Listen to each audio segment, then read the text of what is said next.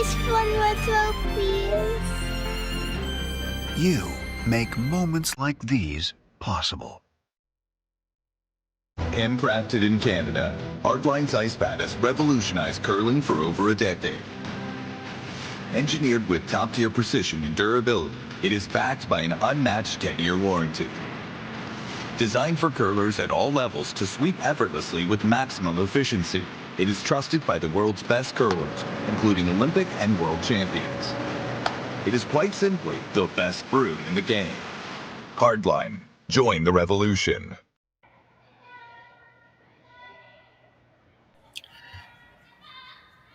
Good afternoon, everyone.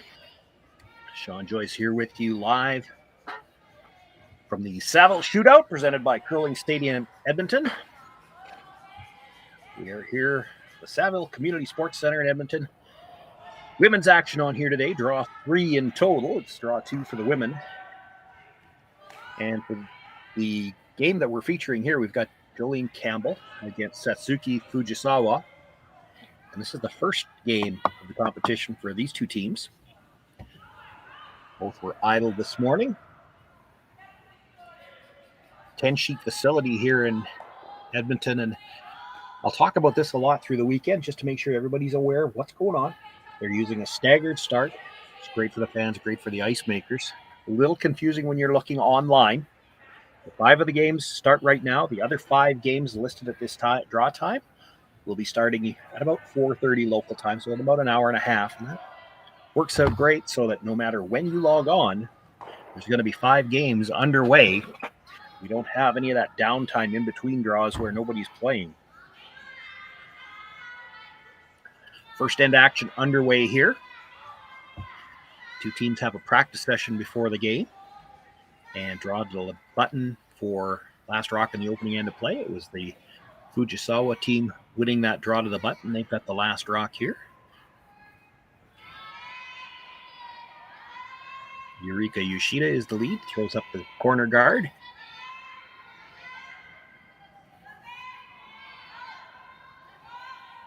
They do play the 5-3 guard zone in all events nowadays, and I think the no-tick zone is played in most everything, certainly at this level. But you can make a play on your own stones.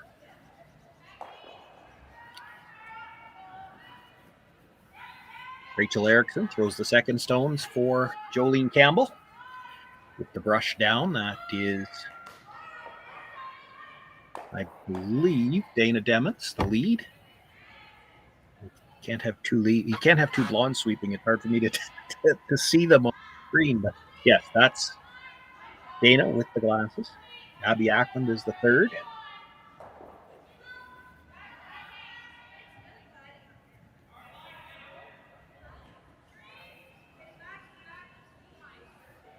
The lead I mentioned earlier for the Fujisawa team is Eureka Yoshida. This is the second, Yumi Suzuki.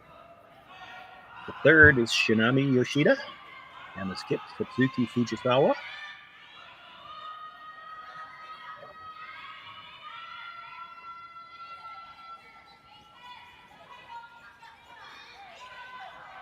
Looking for the come around here. A lot of room by the guard, but such an amazing amount of late finish here. The Saville Center. We saw this in the 2 games this morning as well. A lot of room by the guard, and that's dead buried. It is a little deep.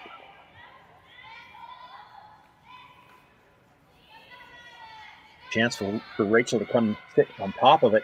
Get shot rock in behind cover.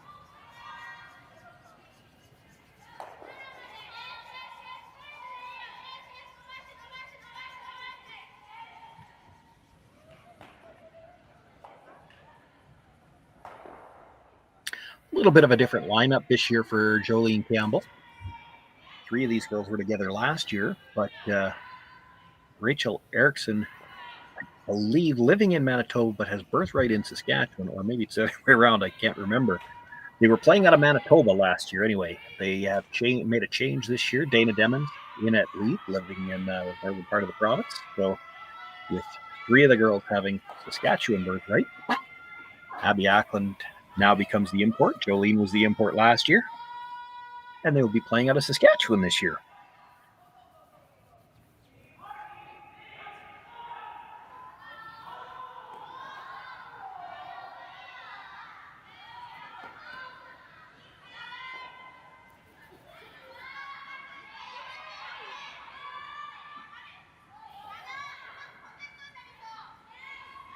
Again, a lot of room by the guard.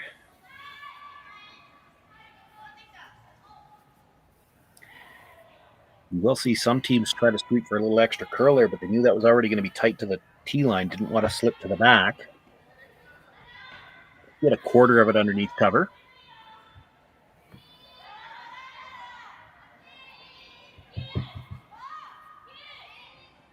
First thought from Jolene is to play the run back. Might be able to see enough if she wanted to play the across the face doubles. Just go at it directly, but you'd be hitting about half a rock or less, and you'd lose the shooter. Chance here is just right to lose something in play, but boy, that's not the thing you wanted to miss it. Drives it by both of the red stones in the rings.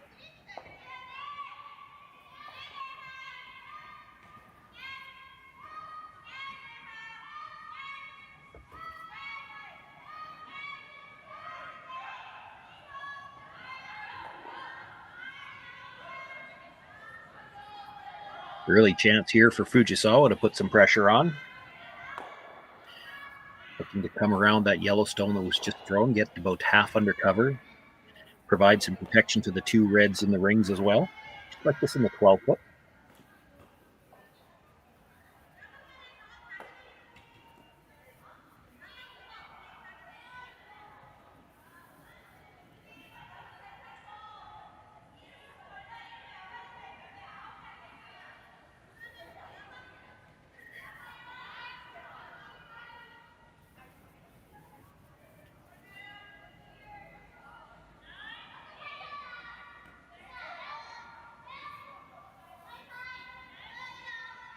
Quick hand gesture on the release might indicate she was just a little bit inside, so they jumped the hoop early to hold it. You know it's going to move at the end. By the front one. It's going to end up dead buried, but that does leave an opportunity for Jolene to make a double attempt on the two stones in the 4-foot.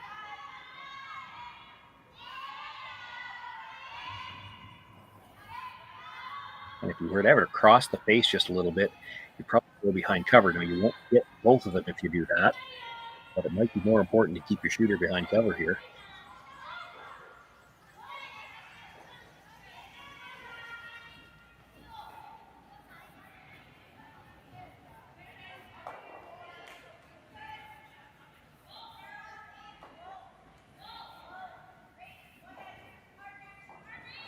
Sweeping for curl now, wants to make sure she catches the second stone. It's going to try to fly. And the shooter will roll past the guard and out into the open. Does stay for second shot.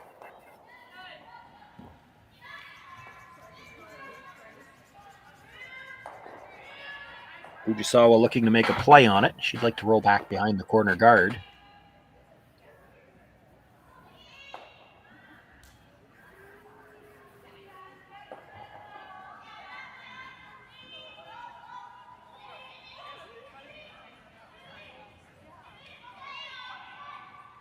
Sweeping for every bit of curl can get just to try to hold the shooter up there. It starts to move up.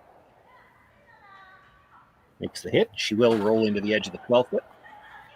Fujisawa sitting 3 with last rock here in the opening end.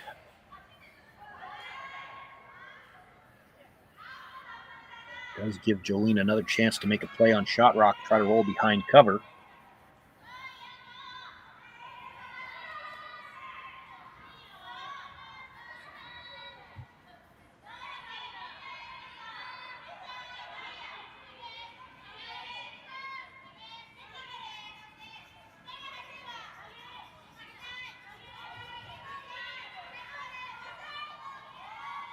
Opting for the in-turn, but I think the indication was they're going to try to come over the top and roll in behind the yellow-red on the right-hand side.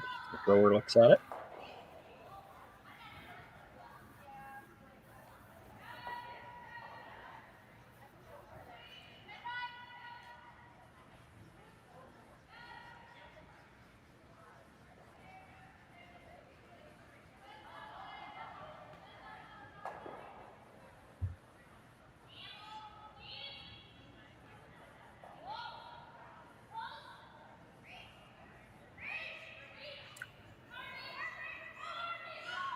Swooping for every last bit of curl. This is close. She's got the hit. She's got the roll, and actually, if anything, almost overrolled. Jolene was the one at the back, sweeping, calling whoa. She could see that roll was going plenty far enough.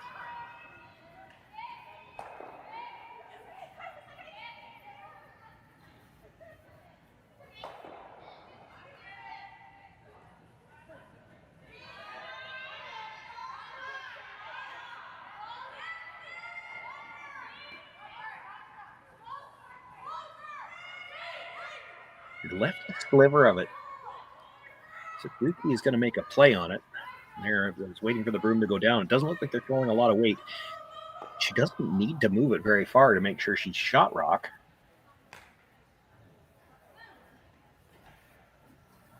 Maybe looking at making a play on her own. Or that could be a plan B too. She's throwing this very quietly. If she just rubs her own, she could sit shot third and fourth, and that stone at the back would be accessible. They're on the brush on this right away. Boy, they're going to have to go to get by the guard. And with that weight, if she's on the guard, she could put it into the ring. She's going to be on the guard. It's a question of how thick now. Didn't really have the weight she needed.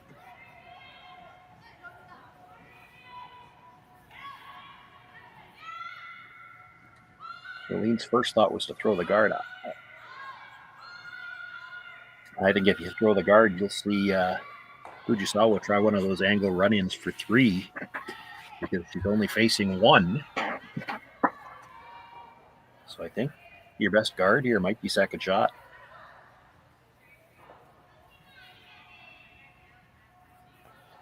Looking at making a play on the third stone as well. Try to roll in for second. Certainly, this is a good way to reduce the risk. Because right now, there's a risk of 3.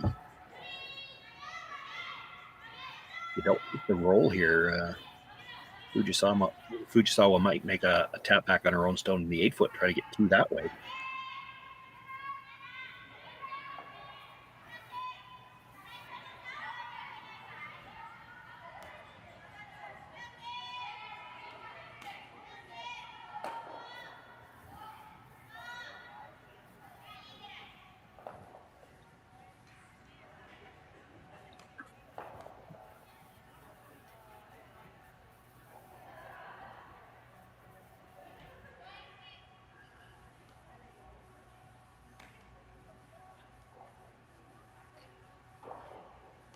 Final stone of the first end here for Jolene Campbell without last rock.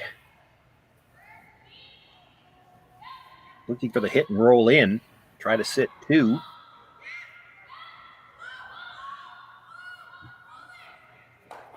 Got the hit. Gets a bit of a roll. I think it's enough. Looks like she does, in fact, sit 2. And now that leaves just the draw for Satsuki Fujisawa, and it's not an easy draw. There's a port to negotiate.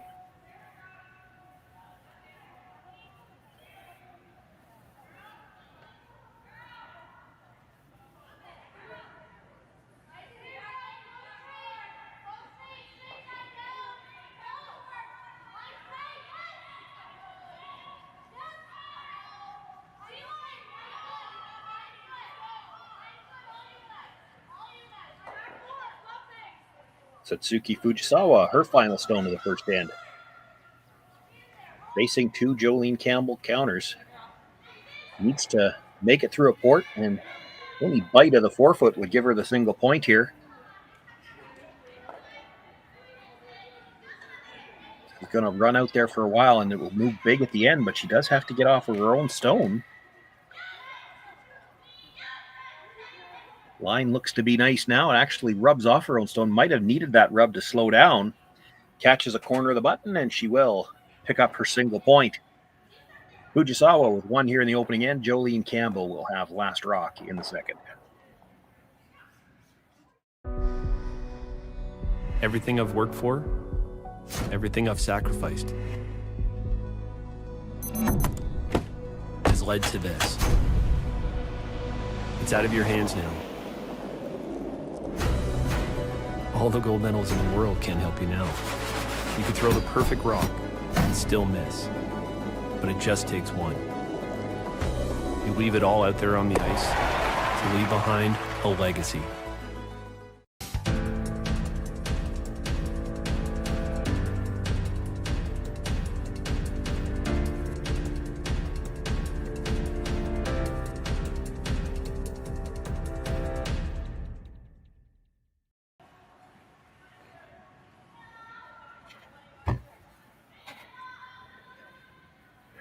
An outstanding facility here in Edmonton, the Saville Curling Center, 10 sheets. Reminder again, they're using a split draw, so 5 sheets in a 3 o'clock draw. Started play already here in the afternoon. The other 5 games listed for 3 o'clock will be starting in a little while yet. I've seen it a few times in recent years. I love it. It's great for the fans because there's no downtime. It actually works good for the ice crew too. And even here, it works good in that you know that whenever you log on, there's going to be a game coming on. It's just a little confusing because the technology wasn't set up to do a split draw on the software. So they all show as a 3 o'clock start.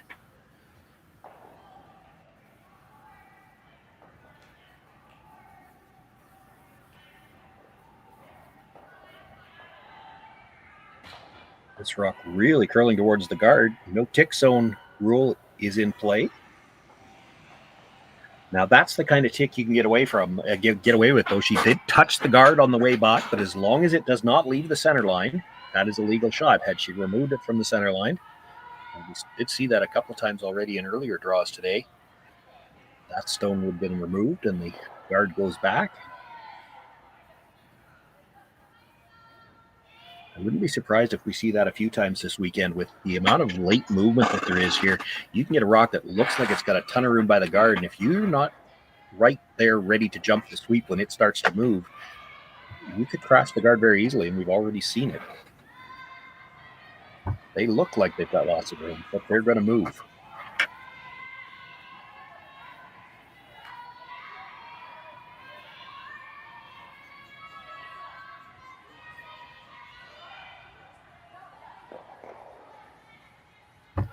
Makes the hit on the shot stone, stays right there.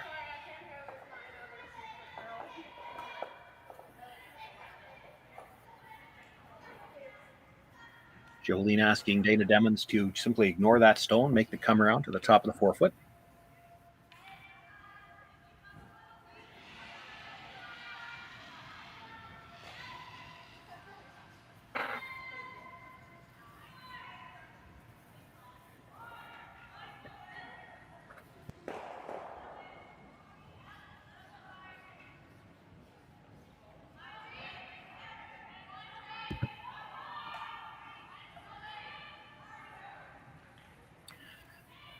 Pressure's working this one for weight.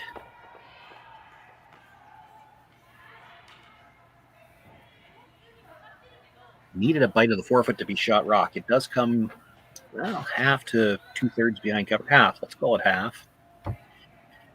But shot rock remains the red stone belonging to Fujisawa at the back of the 8 foot. She'll look to throw the guard.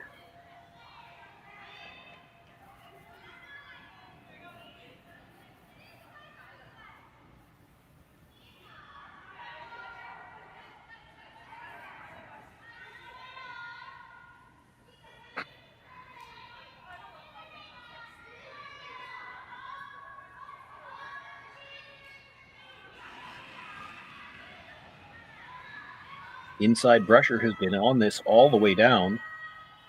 Does get by the guard. Will come sit right on the face of that yellow stone. Nudges it up a little bit. Still is the red stone at the back of the 8 foot belonging to Fujisawa that is shot rock.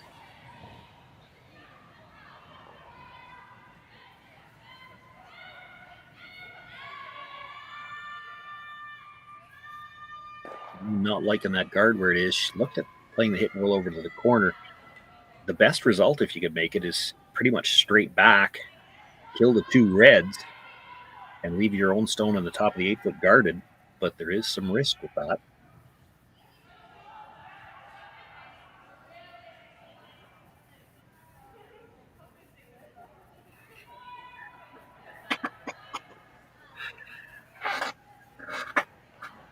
There's enough risk with that Abby Ackland's going to make her way down. They're not sure they want to take that chance this early.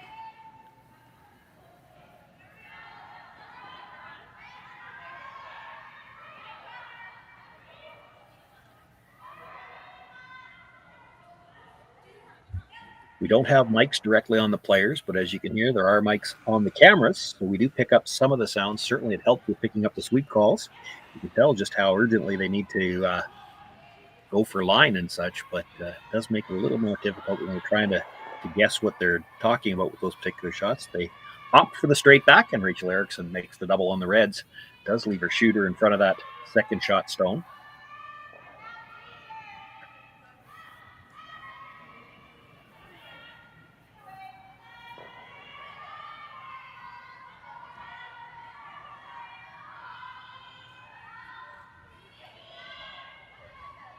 Looking to make a play on that yellow, pointed at her foot. I'm going to guess that's about hack weight.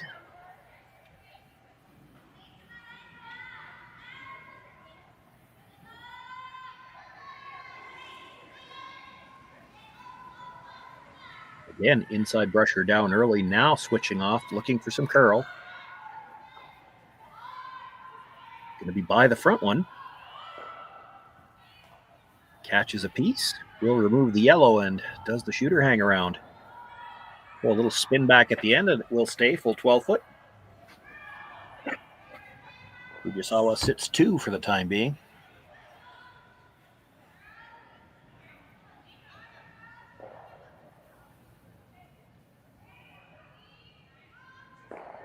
Campbell looking for the come around.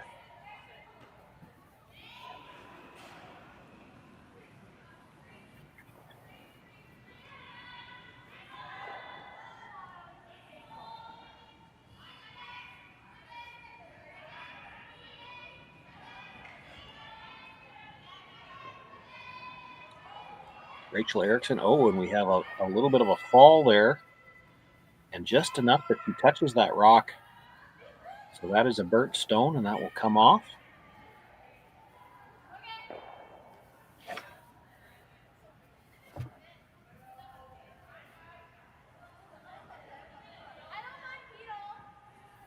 That is a bad break for the Campbell team.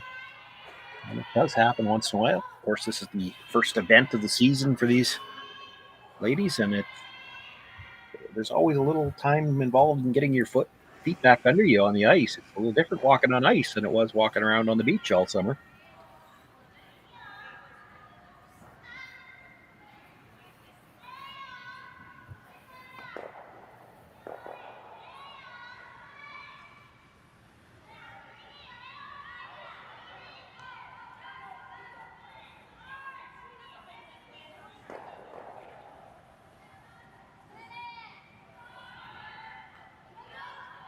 Kitami Yoshida looking to capitalize on that break they were just given. Felt like she might have been a little light, jumped up to help with the sweep herself. We do bring it into the 12 foot. Might have liked it a little bit deeper.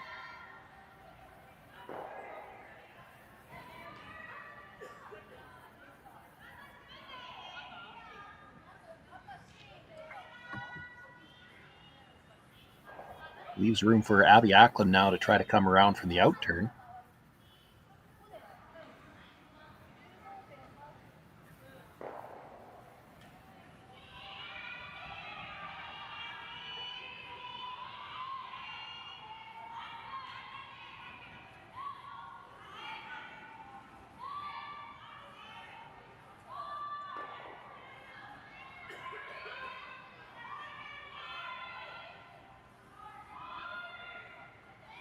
Through by the guard, but I'm not sure she's going to get by the stone in the 12 foot. Well, really didn't have the weight either.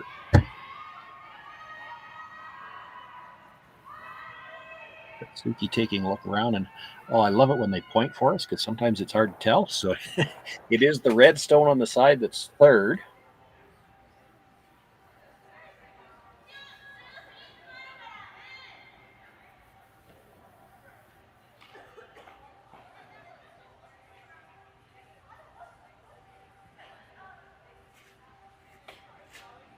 So going back to that in-turn side, looking for the come around again with a chance to sit 4.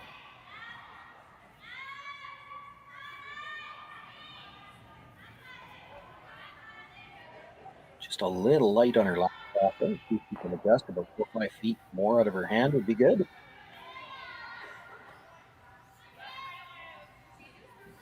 Brushers waited to about the halfway point. Now they've picked it up. Got room, but you know this is going to move again.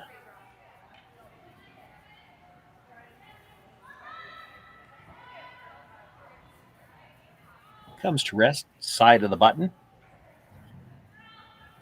Didn't move quite as much as I thought it would, but she does have a piece under the guard.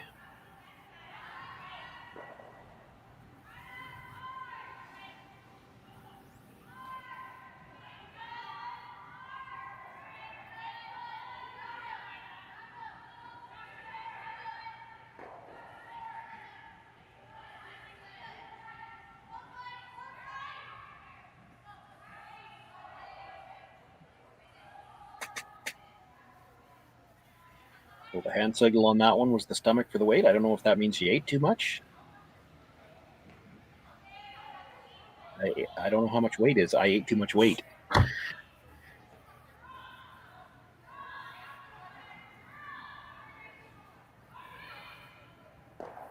Makes the hit. Would like to have caught the back one. Our shooter does come across and take that one out of the side. Stays for second shot as well. That's important because it might prevent Fujisawa from trying to bring another one in. I don't know if she's going to be willing to ignore a second shot. She's thinking about it. Dangerous if you leave a double.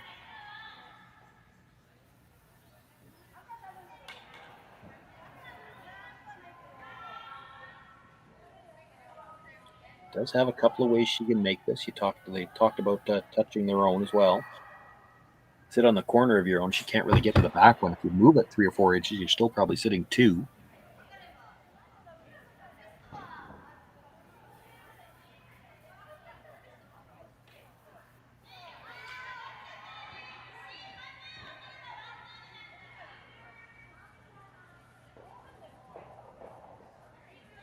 There's the gesture again, and I'm not sure whether that's what they're playing all the way or if that's the plan B.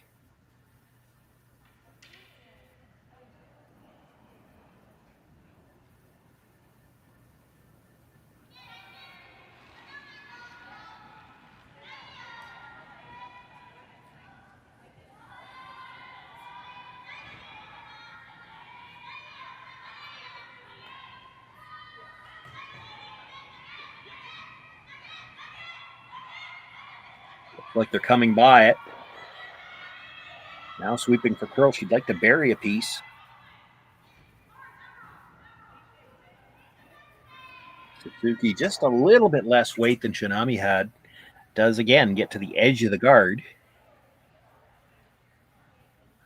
But if she would have had that same 1.5 foot more weight, she would have buried a little farther on that one.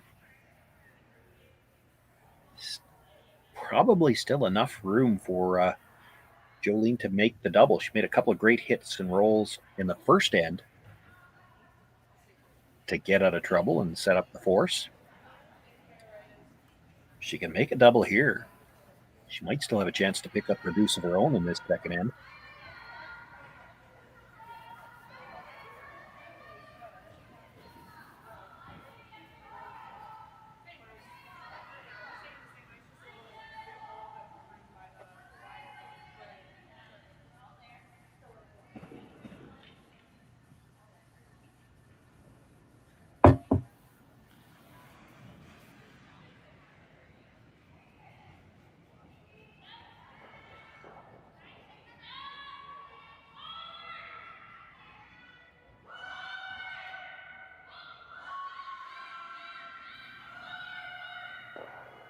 Great job by the brushers to hold the line. Gets it by the red at the top of the 12-foot, but jams the stone at the back 4.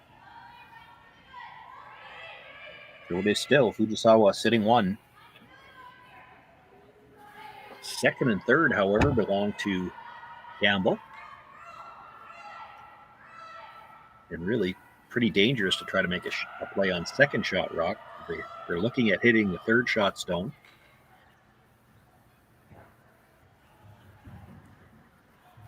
very similar to the situation we saw an end ago with Jolene Campbell playing a hit and roll off the last stone. She hit fourth rock or shot, I believe it was, and rolled into the edge of the 8-foot.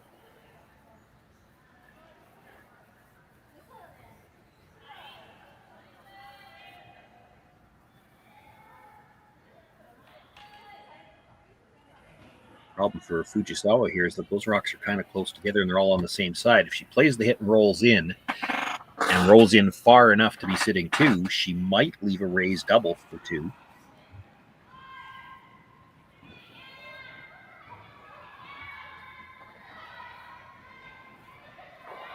So I think what she's looking at now is guarding the Yellowstone so that Jolene can't tap it up.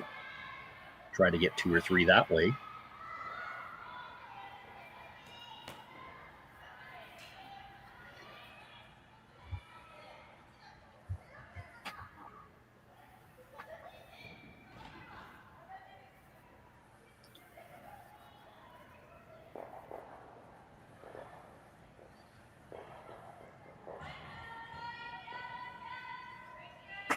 These are tough guards to throw in the third end of your first game of the season, first game of an event.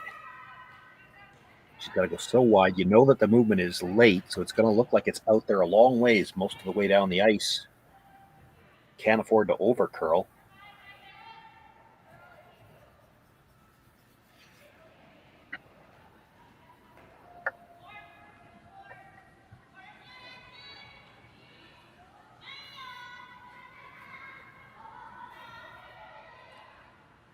Staying close to it, but really just cleaning at this point. That's what I was talking about. It still looks like it's a long ways out there. You have to trust that it's going to move at the end. And there it goes.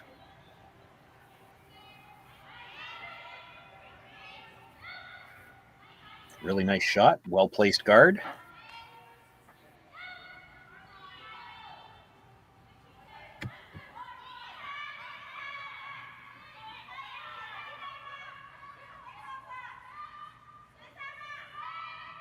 Jolene Campbell with no choice now, but play the draw on the other side of the sheet.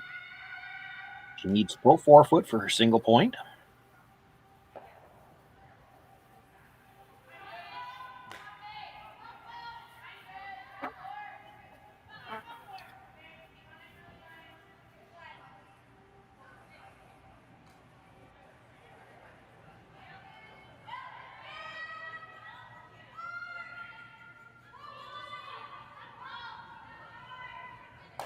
Nice thing for Jolene here with the not a late finish. She really doesn't have to be too close to those 2 stones at the top of the 12-foot to get a solid piece of the 4-foot.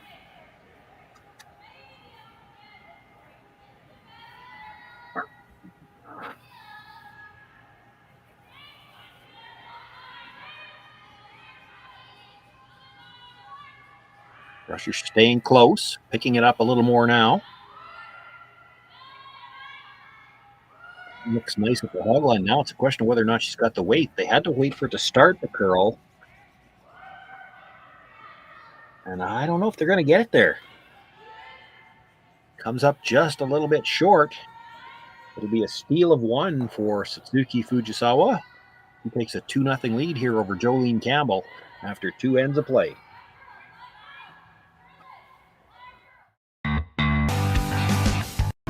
Stronger agronomics, better returns,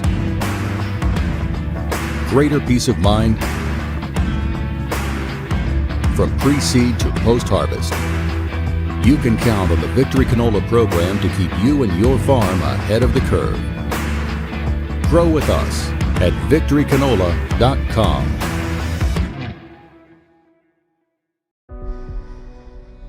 Everything I've worked for, everything I've sacrificed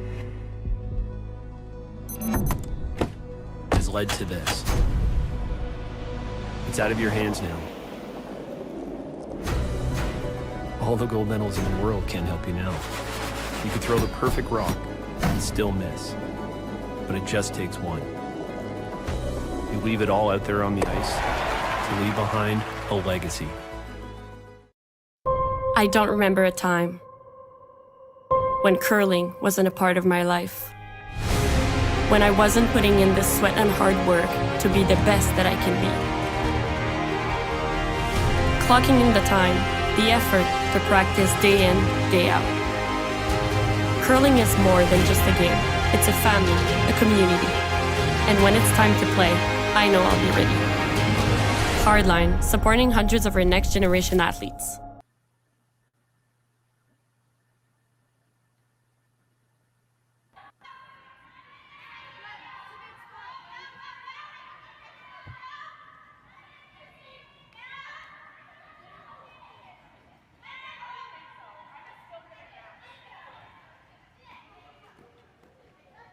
Third end underway here. Fujisawa after the steal of one in the second. Now leading by a score of 2-0.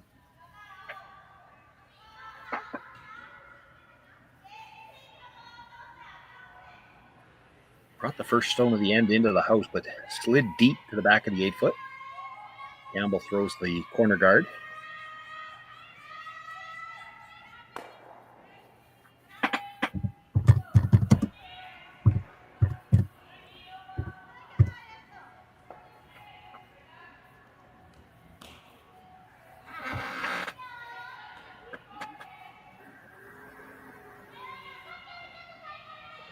We'll try again to get one into the top of the house.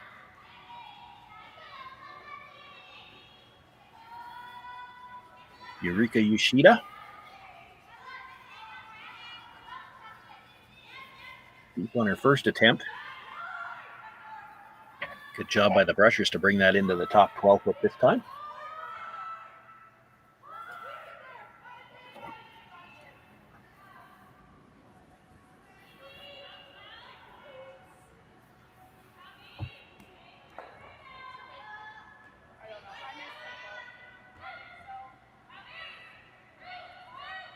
Campbell will ignore those two and ask Dana to make the come around on the corner guard.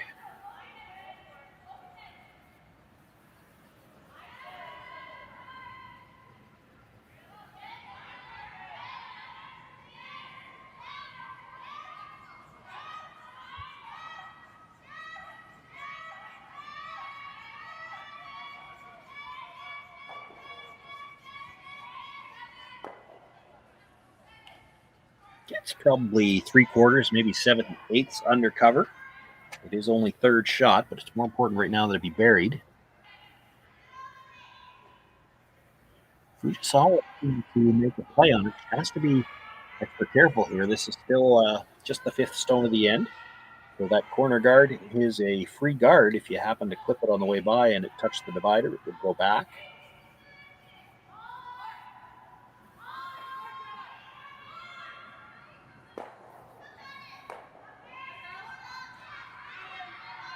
Early indication from the Brushers this might be a little strong. Back and forth on which sweeper needs to go here. It's starting to curl. It's by the front one, but only just rubs the stone at the top of the rings, moves it, but leaves it in play, and it looks to be still biting. Her shooter comes across and jams on the stone at the back, so it is still Fujisawa sitting 2, but I do believe that Campbell has a biter on the corner of the 12-foot.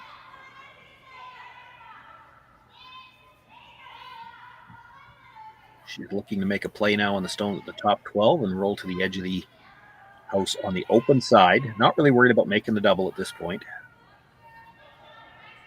Boy, this is curling hard. This is they're going to have to go to plan B now, and they're going to have to sweep just for that.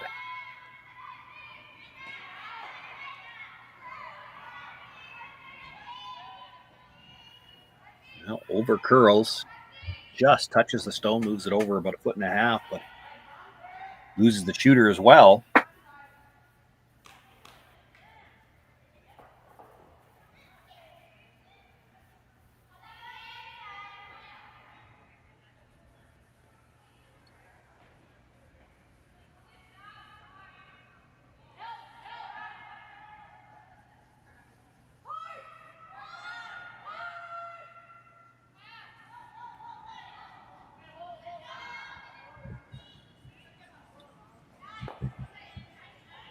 Yumi Suzuki looking to hit and roll undercover, set 3. And this is going to run a little straight. She will kill the Yellowstone, but loses the shooter.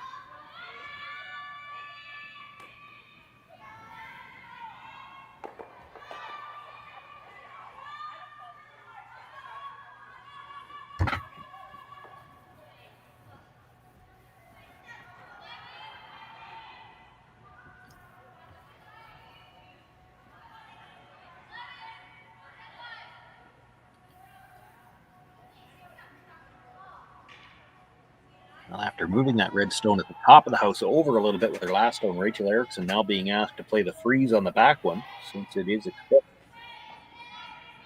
I'll try to set up the roof this way.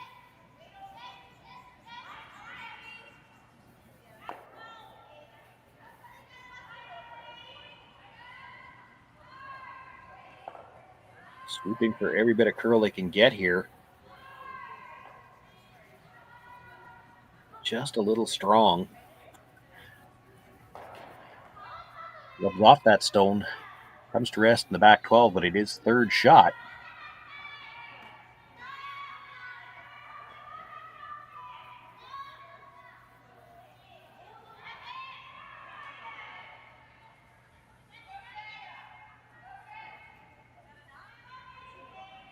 Fujisawa will look to remove that stone. Probably doesn't want to stay right there. She'd start to leave a pocket.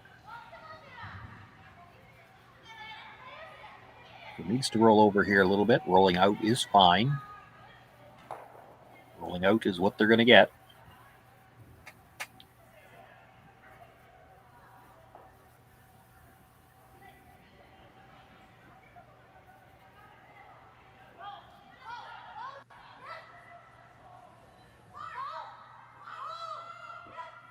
Chance for Abby Ackman now to play the freeze.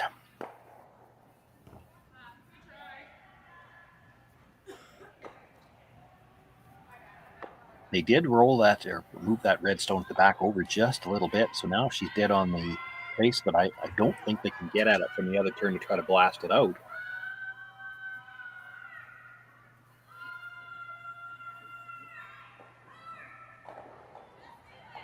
This one's getting a little tight to that center line earlier.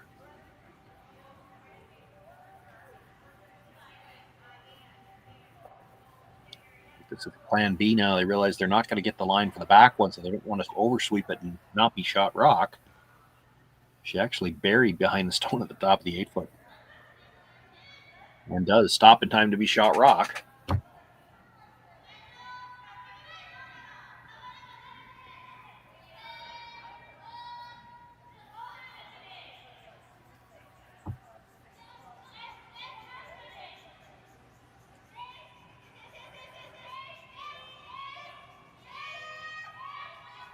Looking for the short run back on their own stone at the top of the 8-foot.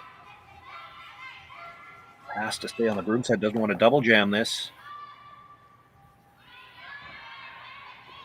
Enough to get it out, but it does kind of let Jolene off the hook here.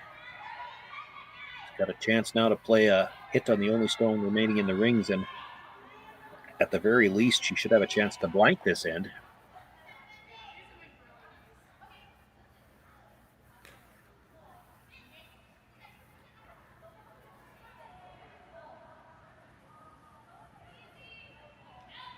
Abby Ackman will look for the long roll, though. If she can get in behind the corner, still a chance for 2 here. It's going to be close. Makes the hit. Wow, is that any good? Makes a hit on a rock, a foot on the other side of the center line, rolls to the edge of the 12-foot, so about a 7-foot roll to get behind the corner guard.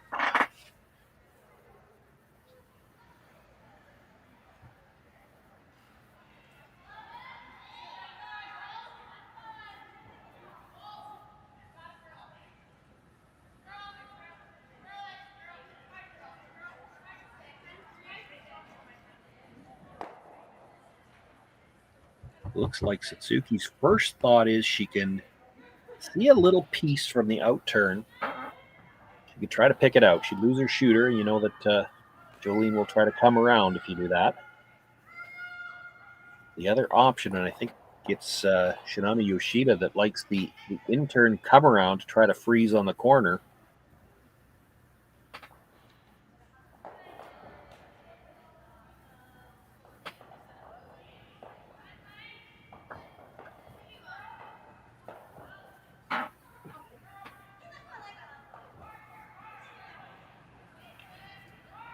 Both shots can be made on this ice. It will give you both shots, but I think what this might come down to, why the other three players like the draw, is this is only the first game of the competition.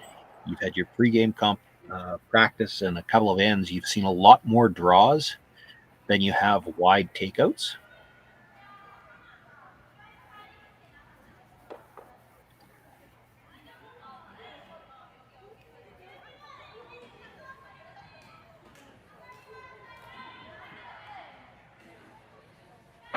So the Brushers and the Broom Holder win on this one. They probably feel that they know this path better than what they would know that wide hit.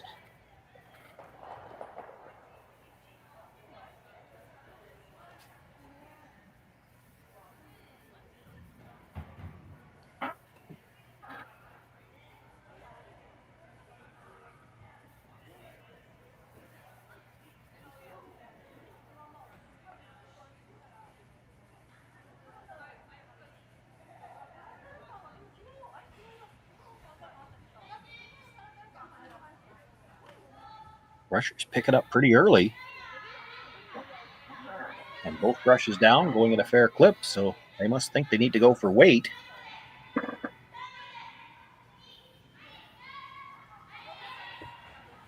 Room by the guard, but with the amount of late finish, if she overcurls it, the yellow would still be shot rock.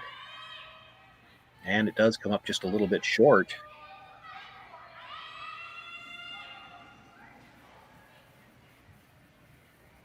Probably takes away any thought Jolene Campbell might have had about coming around again to try to sit three. You'd hate to leave them grouped to leave a double, and by the time she gets by that red, she's not going to have a lot of room left to bury, so she's just going to draw the open side.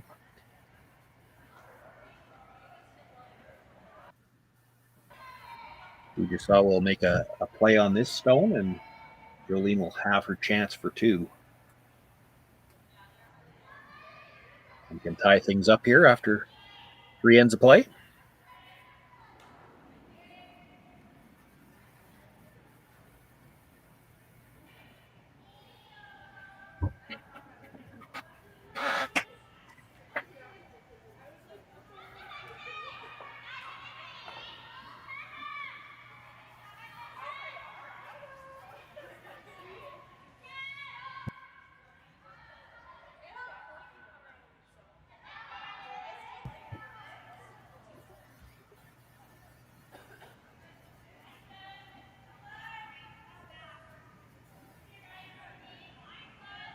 Brusher staying close, but really just cleaning at this point in time. She'd like to be T-line or maybe a little back of the tee. Well, the Brushers have stood right up now. Is this going to stop at all? Didn't look like they thought it was heavy, but it will slide right through the back.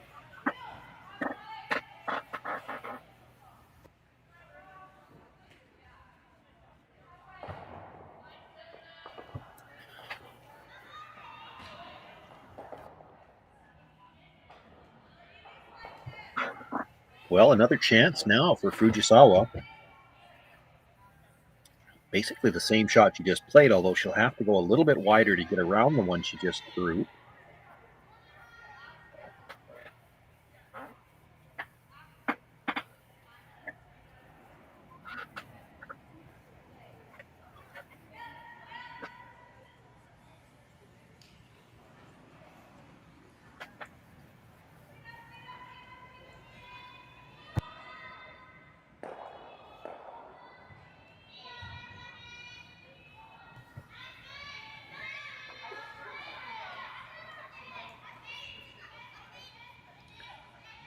Brush is not down this time, and indicating it might be a little strong.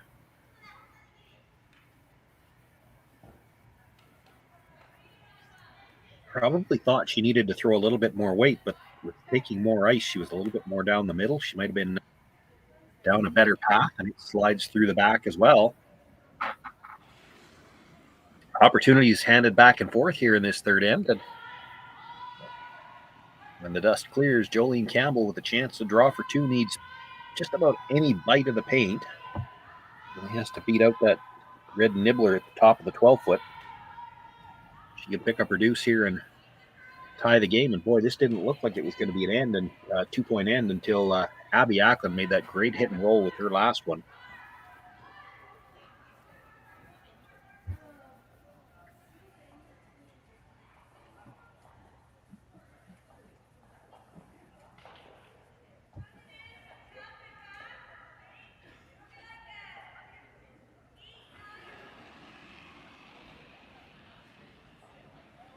Little deep, drawing to the corner with her first one. This is a more known path for the teams.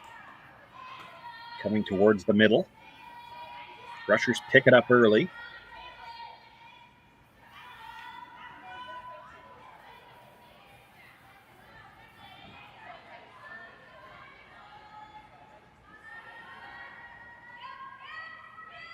Just cleaning now as it comes into the top of the house. She will pull it into the half of the button.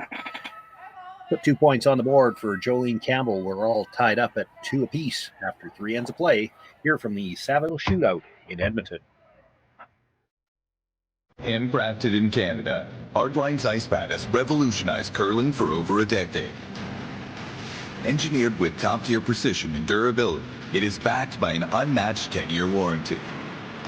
Designed for curlers at all levels to sweep effortlessly with maximum efficiency, it is trusted by the world's best curlers, including Olympic and world champions.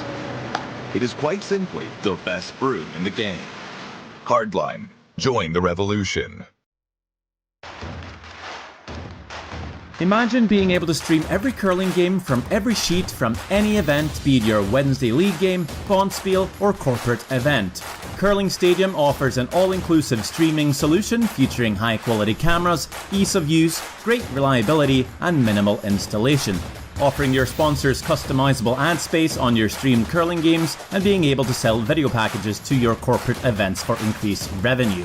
With Curling Stadium, you can stream to any device, be it your mobile phone, tablet, or computer. Push the feed to your desired platform, be it Facebook, YouTube, or any other social media. Curling Stadium is simply the way forward. Where it's commonplace in other sports to televise every game, we want to do the same. Curling is a global sport, and it's time it gets the coverage it needs. Make your curling club the next Curling Stadium.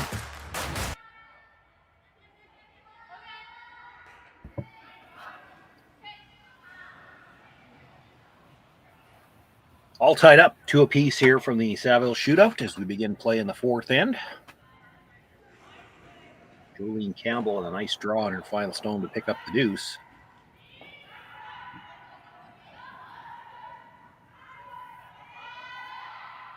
So here throwing first in the 4th end, asking Dana Demmons to make the center guard and sweeping at the end just to try to get it back to the center line. That's important because of the no tick zone. So there would be the opportunity here if Fujisawa wanted to play it to try the tick. She's going to opt to throw the corner guard here.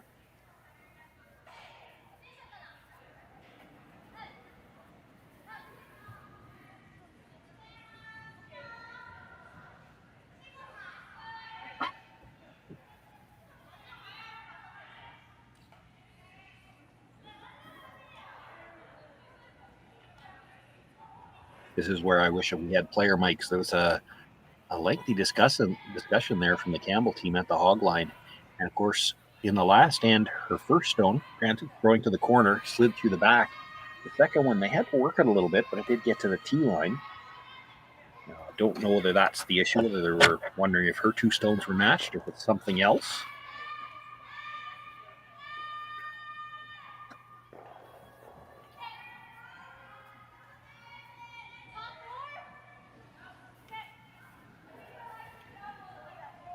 I already had a game that I was calling earlier today where one of the teams was switching around 1 stone to throw it in a particular spot.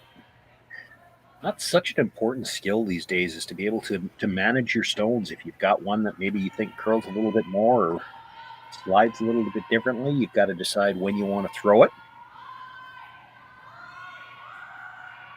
And be aware that you might have to sweep it just a little bit differently.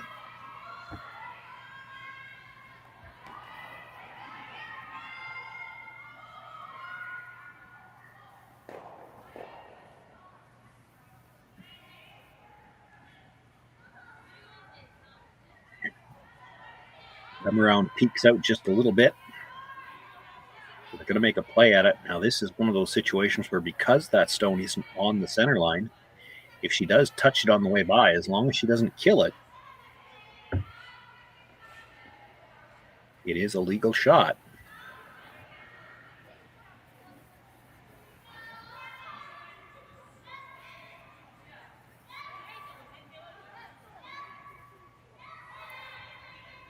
Eureka Yoshida, they're going to have to go to get this by the guard for sure.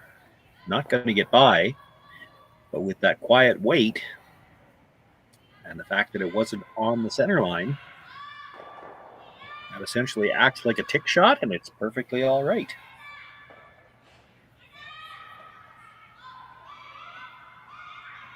That's a good example right there of why it's so important to get those stones positioned where you want them on the first one. Had that stone been on the center line, that shot wouldn't have been allowed.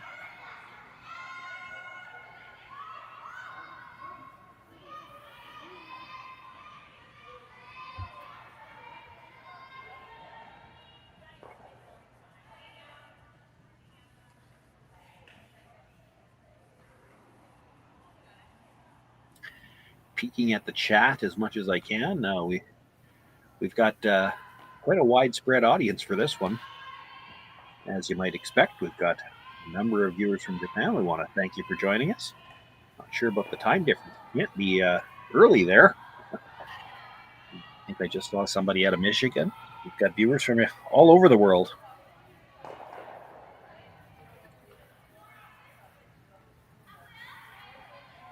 Rachel Erickson with a nice guard, so looking to run the double now. Guard onto the stone in the rings.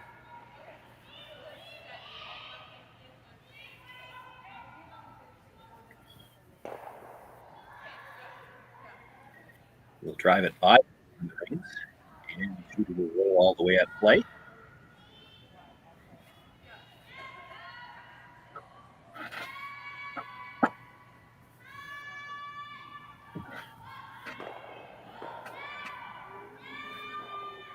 Rachel Erickson will look to put that guard back.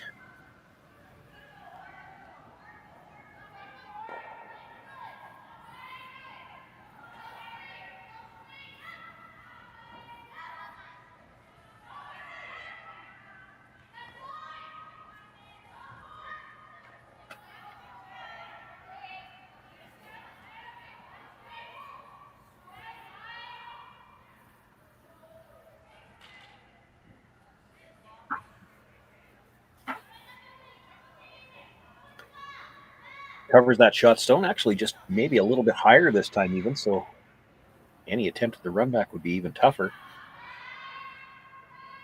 Satsuki feels like perhaps they've got enough room now, though, to come by the guard and make a play directly on shot rock. It's got to be quiet.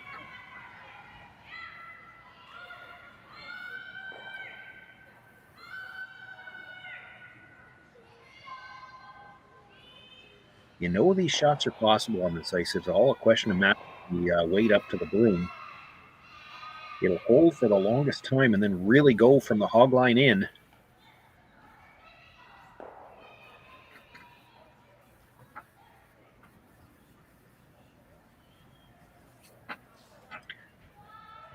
It's a nice shot. You have to trust everything there. Trust that it's going to curl. Throw the right weight. Because it doesn't look like a lot of ice when they put the broom down, but you know it's going to hold for the longest time. A break point very late on this Saville Center ice. And big late finish. But if you look at that tight broom and think, oh, I better throw a little bit more weight, you up the weight a little bit and it might not move at all.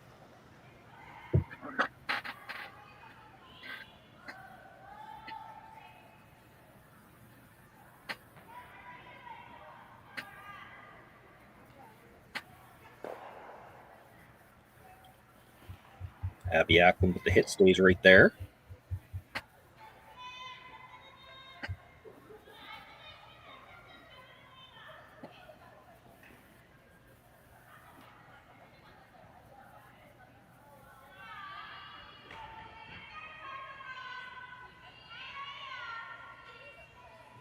So Fujisawa asking for the come around on the corner guard. This is Shinami Yoshida.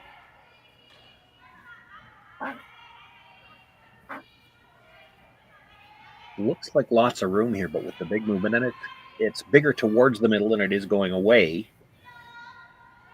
But this hole is not as big as it might look from the hacks, because with the finish being so late, you're going to be close to the outside guard if you're going to get by the tighter one.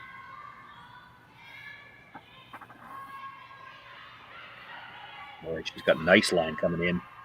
Now it's all a question of the weight. Boy, what a well-thrown stone. Navigates the port easily. Dead berries just in front of the tee line.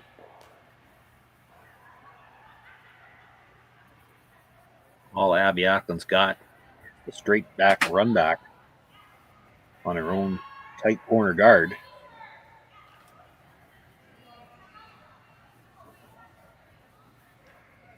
Mind you, if you can make this, you can put the pressure right back on the other side.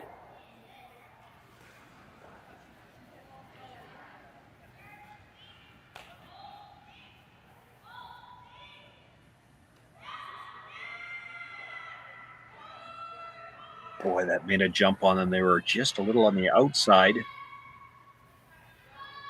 When it moved, they couldn't get the brushes down fast enough. Clips the stone, but rolls it out of play. Shooter rolled back towards the center line. That actually helps Campbell a little bit. That same draw opportunity not really there for Shinami Yoshida. She'd have to make a different attempt to get something behind cover here.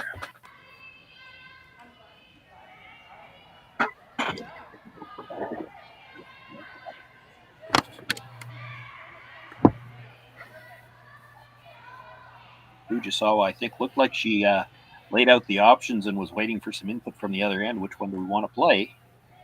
They've opted to come with the wide in-turn around the center guard.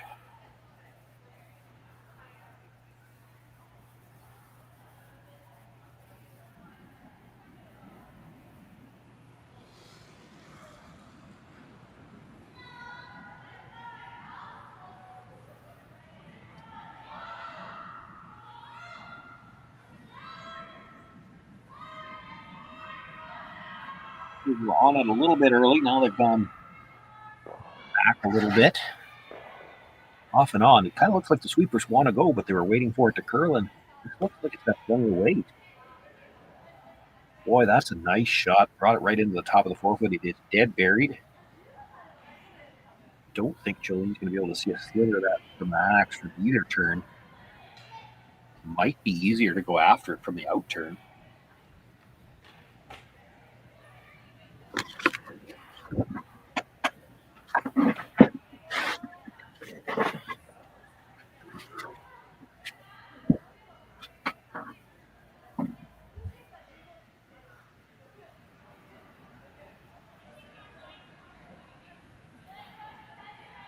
Because that guard is so long and because there's such good late finish here, you can probably throw enough weight to kill this red stone.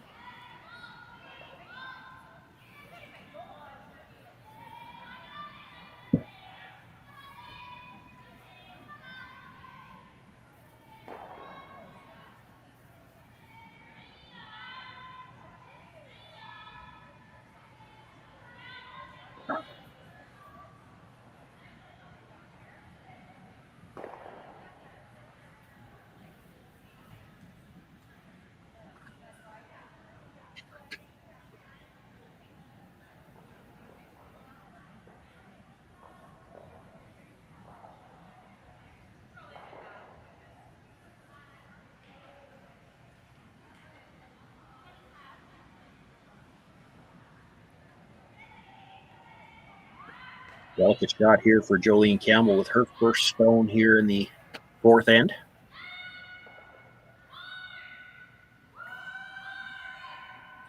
Moving early. Needs to get by the guard. Just going to rub it now with that quiet weight that she's got. Comes across, touches her own guard, pushes it up into the 12 foot. Might not have had the weight she needed.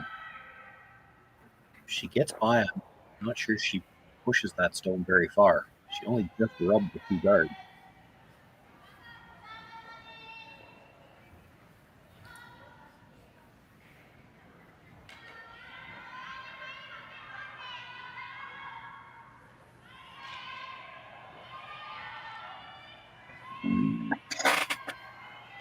Still, by rubbing the guard over, that shot stone is at least mostly exposed right now.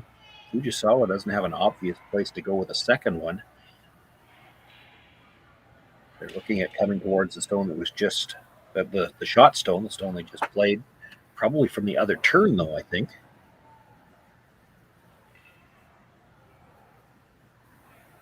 They can come down to the face of it, tap it back just a little bit, kind of get that Christmas tree effect.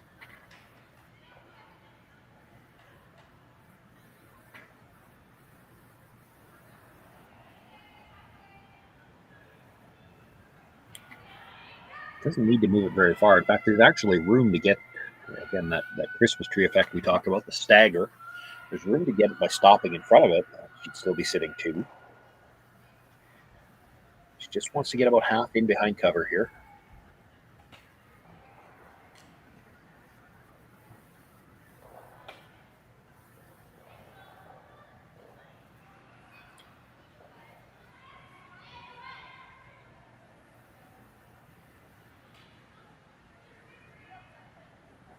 Haven't been a lot of shots played where they're trying to cross center like this. So you see them initially put the broom down just outside the edge of the 8-foot. And the discussion there would have been, well, this is probably where we put the broom to get the centers, but if we got to get across it, we need to cut it down about this amount.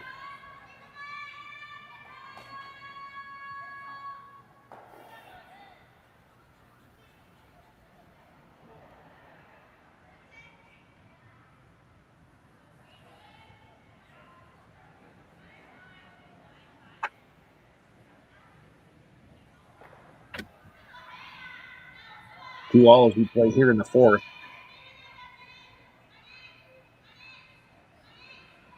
Satsuki Fujisawa is her first. This needs to curl.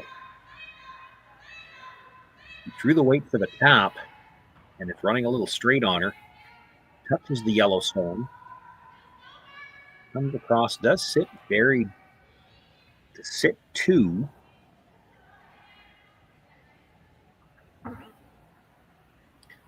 Might have accomplished the purpose. The question is, can Jolene see enough of the red on the outside to play the double? It doesn't look like a lot. Her first thought was make a play on shot rock, try to roll behind the corner. Not playing with a very big piece of ice there to stay shot rock buried, but it's there. The double's probably just there, but it's a tough shot. And the risk is you're giving up 3 if you rub the guard.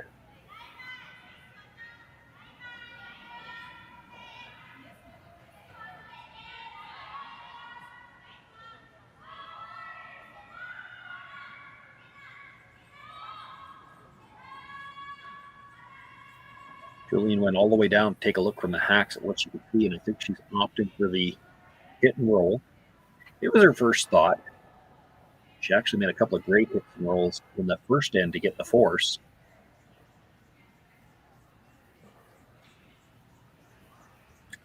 And it was Adiyaki with a great hit and roll in the last end to set up the deuce. So the team has done well with these rolls so far in this game.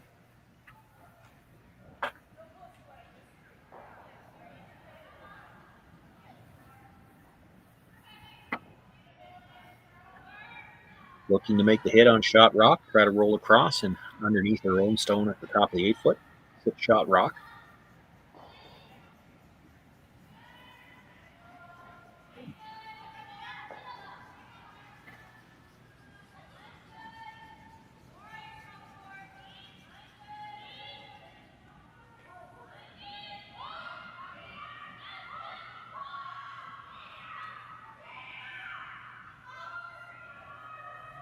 Sweeping for a little bit of curl.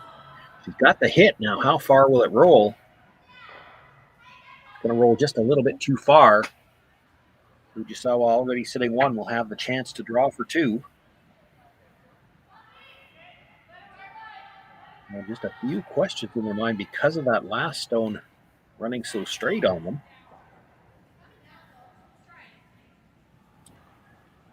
And I'll tell you what, I haven't seen this yet. It may be a little cold in the Saville Center. Satsuki Fujisawa has thrown another jacket on.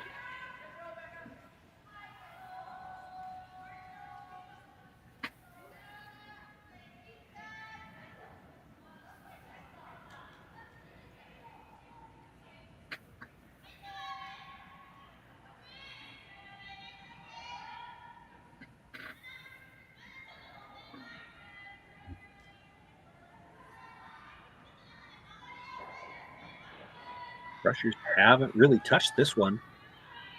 Now they're standing up a little bit straight.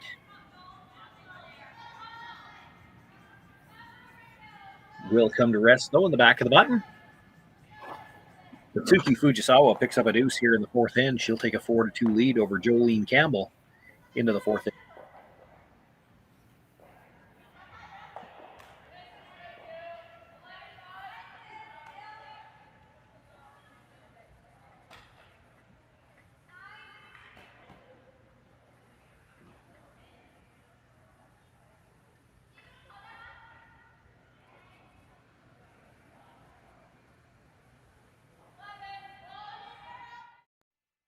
Handcrafted in Canada, Hardline's ice pad has revolutionized curling for over a decade. Engineered with top-tier precision and durability, it is backed by an unmatched 10-year warranty. Designed for curlers at all levels to sweep effortlessly with maximum efficiency, it is trusted by the world's best curlers, including Olympic and world champions. It is quite simply the best broom in the game. Hardline. Join the revolution.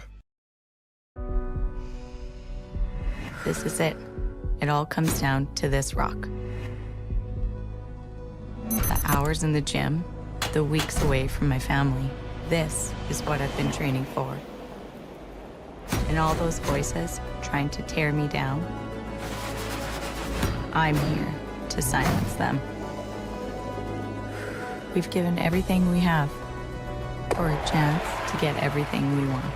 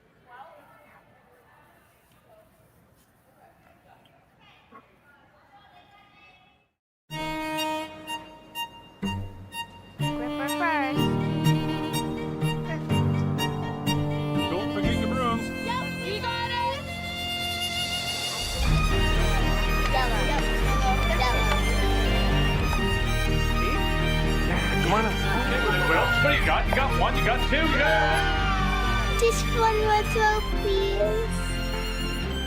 You make moments like these possible.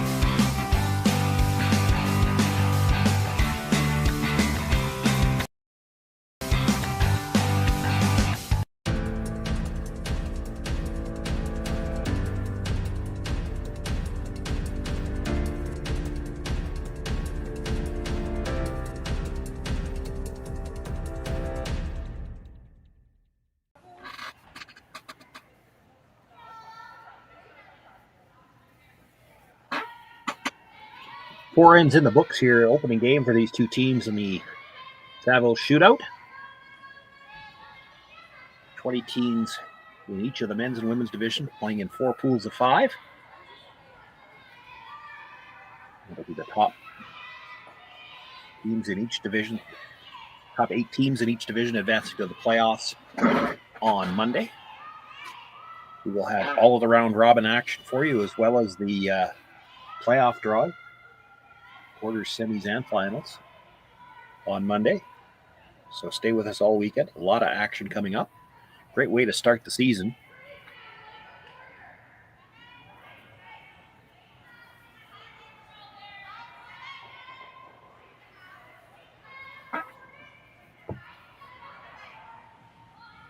Fujisawa with a 2-point lead after that deuce she picked up in the 4th end. I didn't see the call. I would assume that they tried to get the first one into the rings. Comes up just short. It is on the center line. I don't think it was going to matter where it ended up. I think Jolene Campbell was always going to call for the corner guard. And now for Eureka Yoshida, a chance to come around.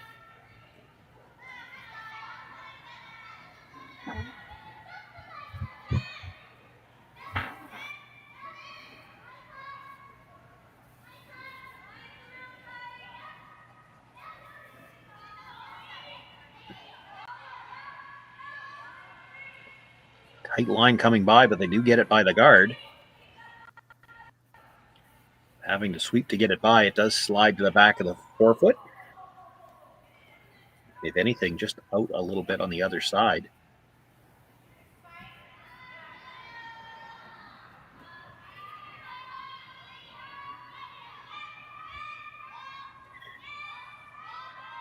Jolene's first thought was to try to come around it from the side she could see. I think it came from the other end. We'd like to follow it. Same turn. We just saw it.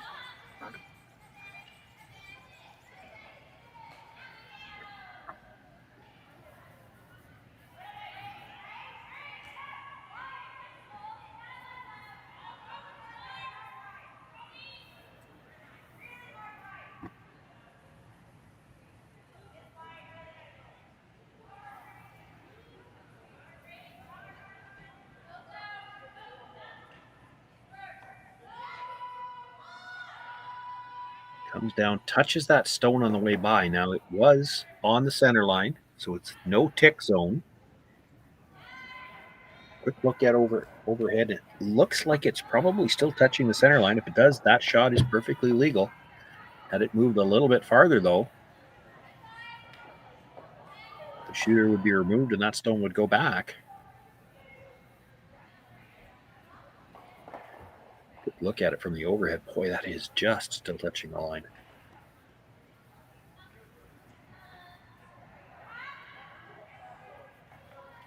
Yellowstone did come into the 12-foot.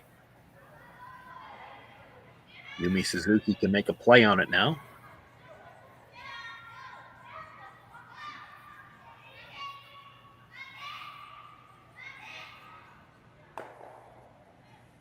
Makes the hit, stays right there.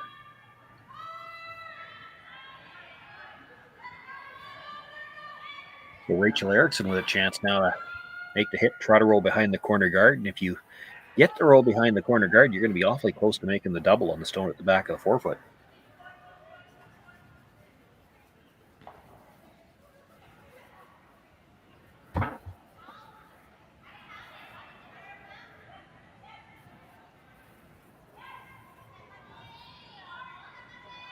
They were on the brush early. Have to hold this line to get the roll. Not able to get the roll and just passes it by the stone at the back of the forefoot as well.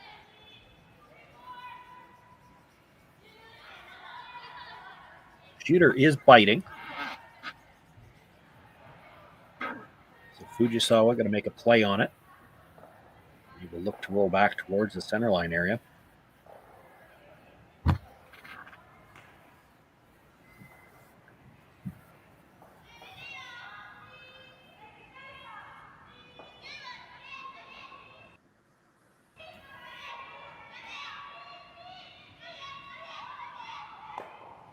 Makes the hit.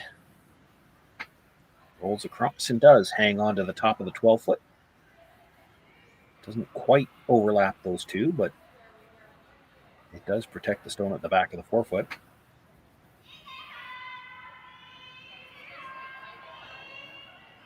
Pretty close together with the two stones at the front, though, for an attempt at the double. Probably could hold your shooter on the corner as well.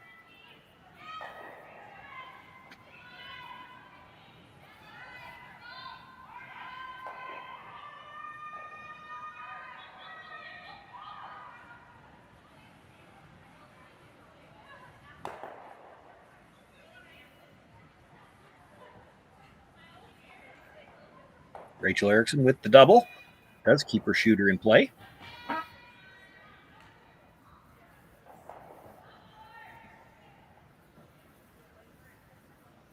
Shot stone continues to be the red stone belonging to Fujisawa at the back of the 4-foot.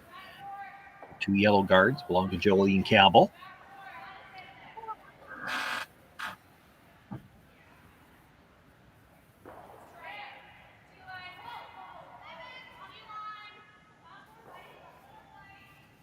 Third stones now, Shinami Yoshida looking to come around.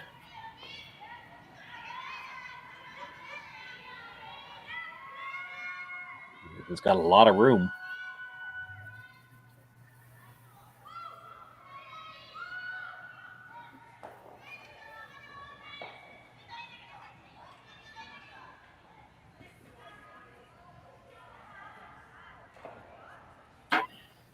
Probably gets about a quarter of it in behind cover.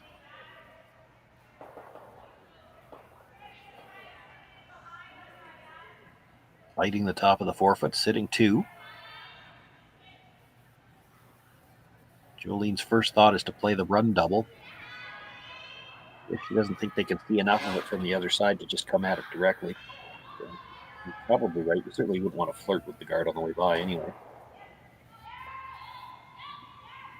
There's a couple of ways this can work out really good for you. This is close. Makes the hit, catches the stone at the top, catches the stone at the back, makes the two reds go away.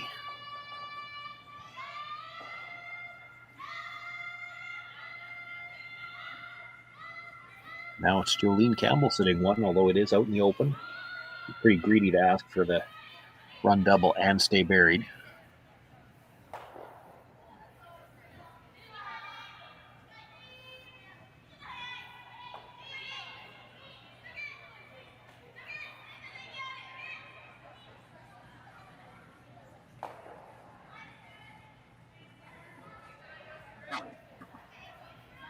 Yoshida with the hit, rolls over, a corner behind cover. Abby Ackland going to take another pass at the run back. This time she'll have to cross it just a sliver, try to run the yellow back onto the red.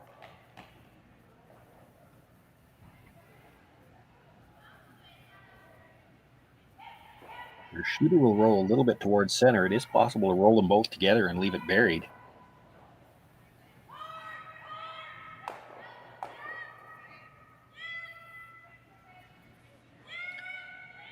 Drives it back, sticks the run back, but the shooter rolls across to the center line.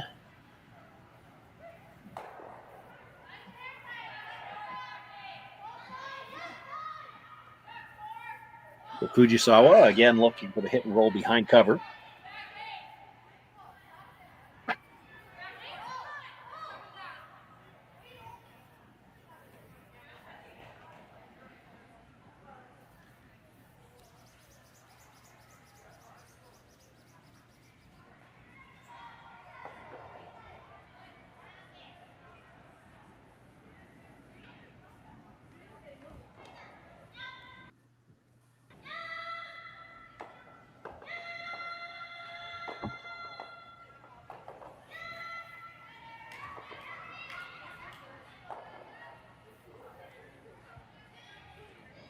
She'll make the hit, but this time rolls too far, all the way out of play.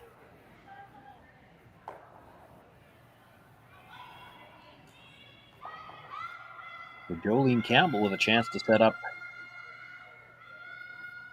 what some people like to call the skip's deuce. She can make a good come around here on her first one. Might have a chance to pick up a deuce on her second.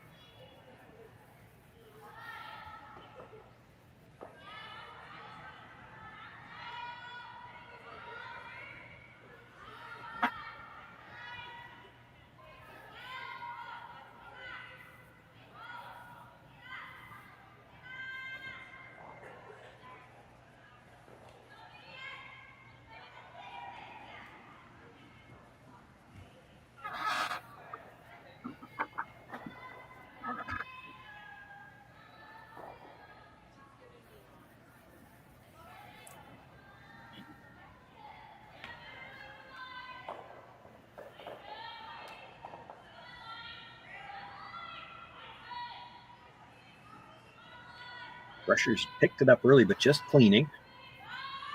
Got to wait for that line. You know it's going to finish, but it'll ride out there for a long time. Starting to curl now. Boy, it's just outside that set, outside the hog line. They really make a big move. They actually lose that. It rubs the guard.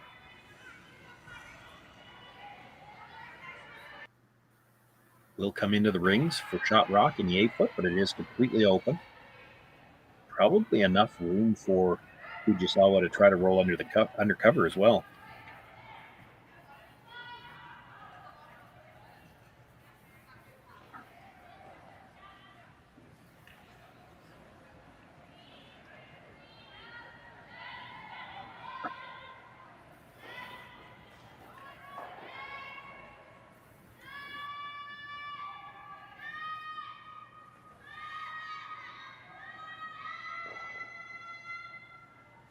On the brush early. Got to make sure they're by. At the end, you can go for the roll. And there, they take the offside sweep at the end just to try to get that last little bit of finish. Gets the nose hit.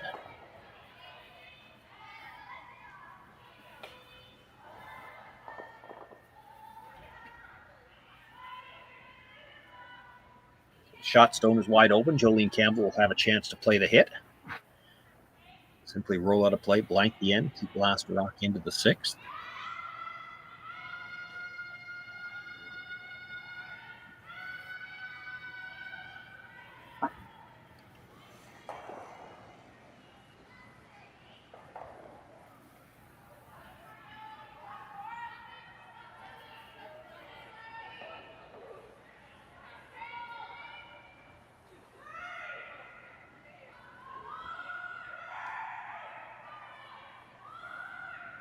Final stone on the way here. Jolene Campbell looking for the blank here, and then number 5 on the brush right away.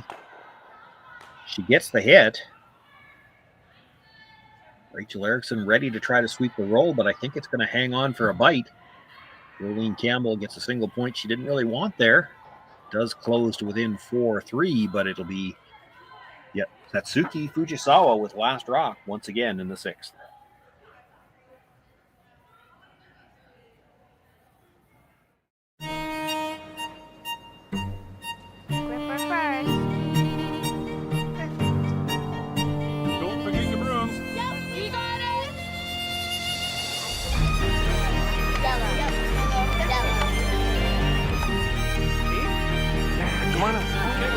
What do you got? You got 1, you got 2, yeah! Just one more throw, please. You make moments like these possible.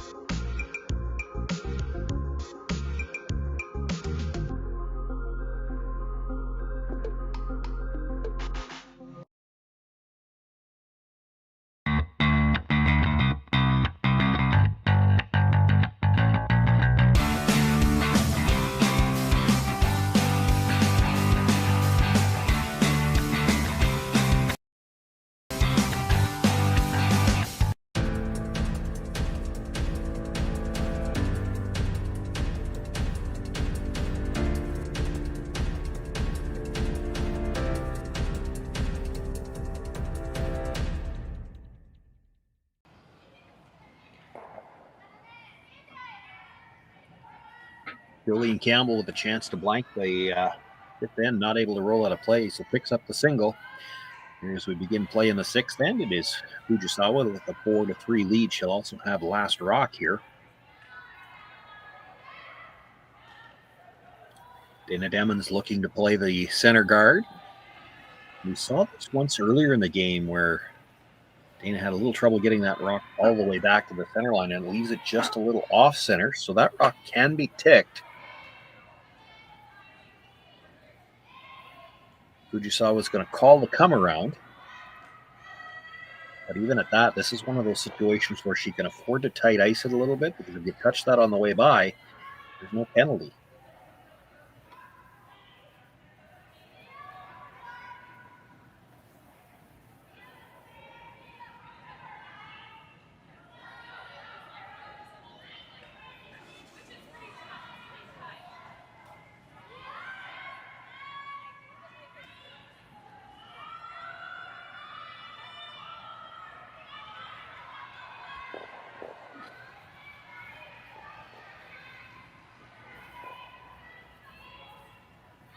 Well, that really curled hard on them. Ends up coming right to the face of the Yellowstone.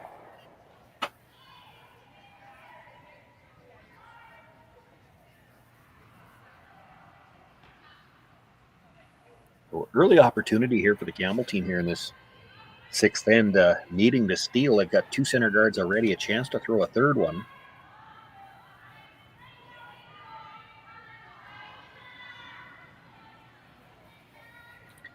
And in the 5-rock free guard zone, pretty tough for Fujisawa to do anything about any of them for a little while yet.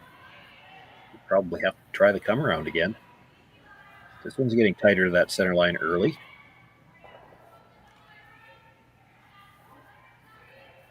Where did she pull the string on this one? She was awfully tight to the rings on the last one.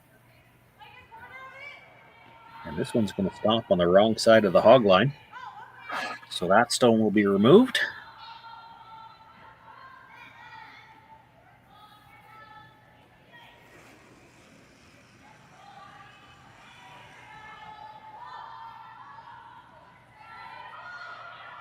Fujisawa looking to make a play on the red guard.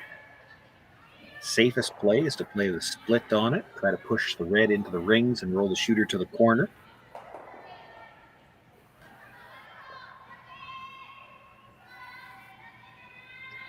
Even if this were to over curl and you nose it, yes, you push the yellow into the rings, but you push it over to the edge so it wouldn't be buried.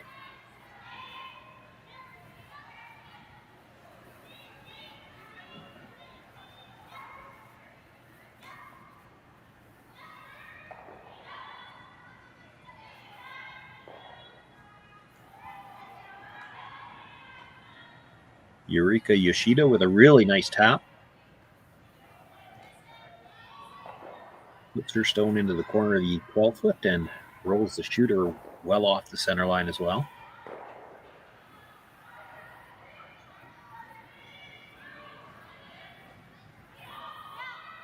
Rachel Erickson will try to throw up a longer center guard now.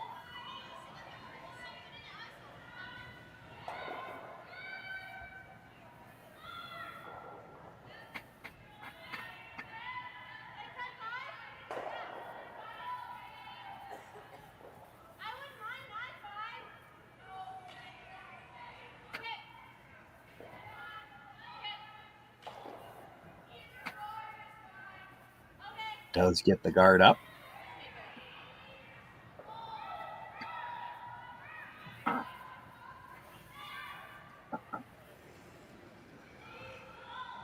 Fujisawa asking for a play on the tighter guard. You come across and catch the red off that. And if it happens to overcurl and just rub the top one, that's fine. She'll kill it. Tough to make a straight peel attempt on the top one. There's too many things for it to jam on.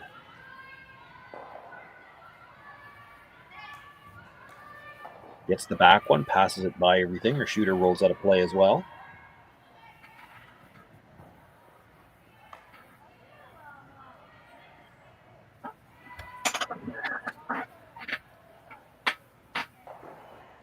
Another guard attempt for Rachel Erickson. This time she'll be looking to get it a little tighter, but she'd like to leave it dead lined up to the stone she delivered with her first one.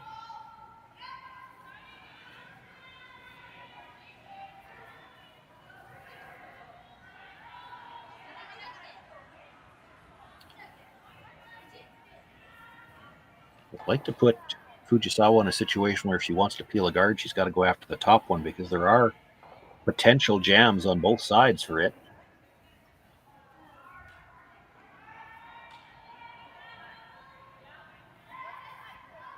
Boy, had nice line coming in, just needed another couple of feet of weight. Probably a double peel available now, a little bit of angle. Not a lot of separation. Try to hit this about 3/4 to 7/8 high over the top of the second one. Don't know whether she could completely lose the shooter, but she'd get it off the center line as well.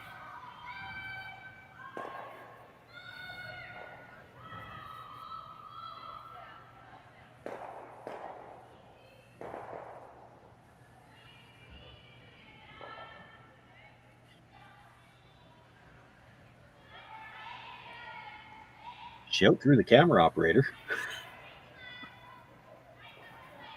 When the dust clears, still one yellow guard out front. Shot rock now in the corner of the button.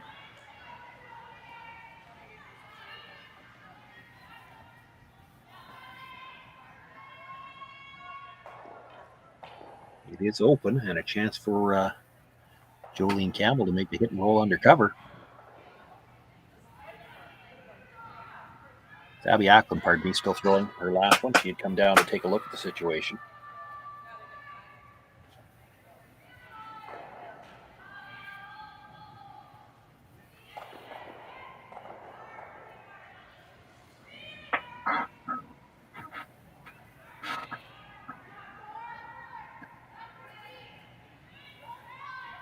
This really curled on them.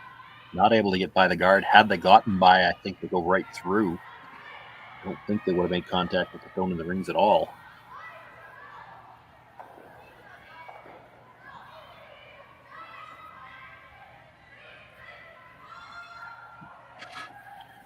Well, this is a huge problem for Campbell now. Chance for the Fujisawa team to bring another stone in behind the corner guard.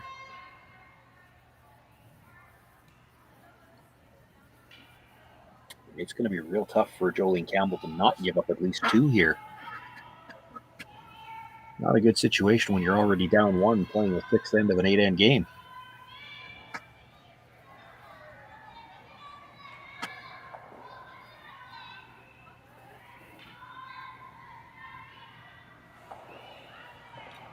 We did see a couple of draw attempts earlier in the game going towards the corner, wide deep.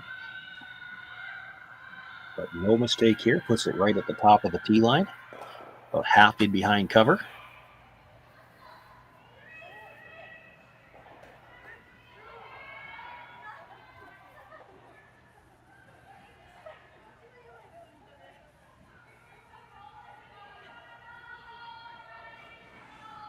Jolene really only has two chances here. She's got to either make this hit that she's looking at. She could try to follow that last stone down, sit on the inside corner of it, but if you make it, you're still only second shot and you're flirting with giving up three.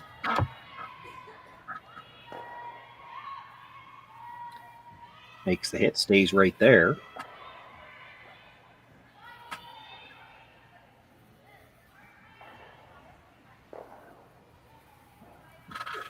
Fujisawa will ask for the nose hit now.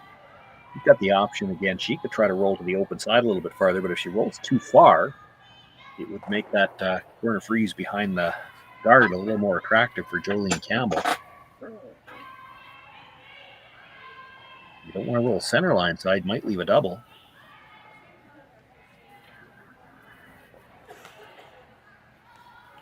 It's not going to be easy. It might be there.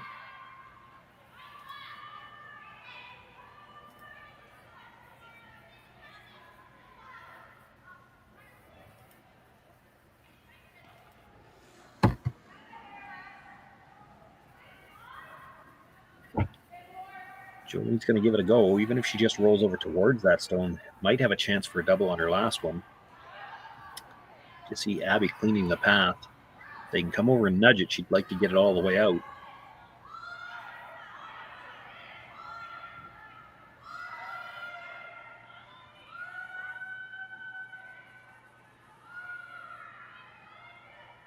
Jolene certainly doesn't have any problem throwing the weight to throw this shot.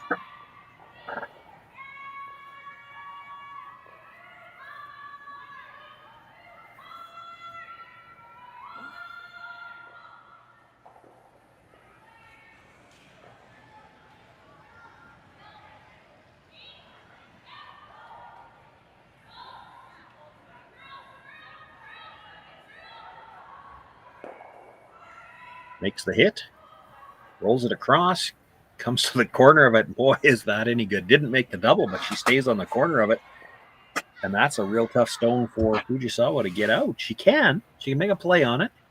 There's room to get over the top of the yellow. It probably moves that red stone, but that might not be the worst thing.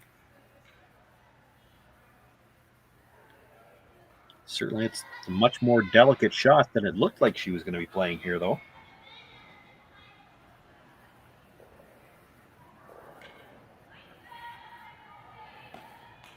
And I said before she threw it that Jolene Campbell can throw the weight to make that shot. And she certainly can, but the other thing to remember is, can she throw the weight to make that shot on September the 6th? Not really in mid-season form yet. What a great roll, though. Don't know that she could have thrown it any better.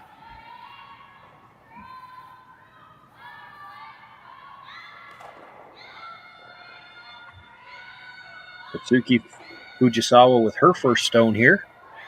Rushers pick it up fairly early. He wants to get just across that yellow stone now, sweeping for curl. Maybe overswept it early.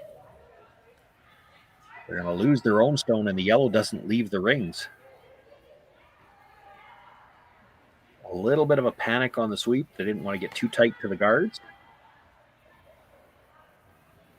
Leaves the yellow in the back of the 8-foot. Her shooter is shot rock, but Jolene can make a play on it.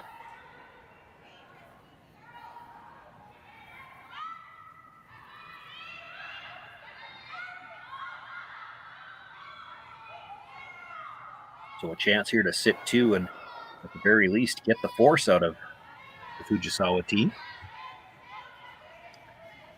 I think if she rolled over far enough to cover the back one, a nose hit would probably score the point. So she might want to leave the shooter right there. Force the draw against two. You don't expect her to miss it, but stranger things have happened.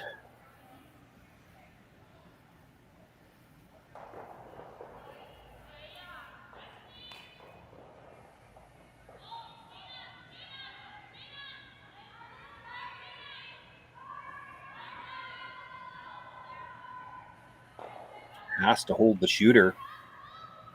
Makes the hit, does kill the redstone, but the yellow is going to roll out a play as well, and that gives Fujisawa a chance to blank this sixth end.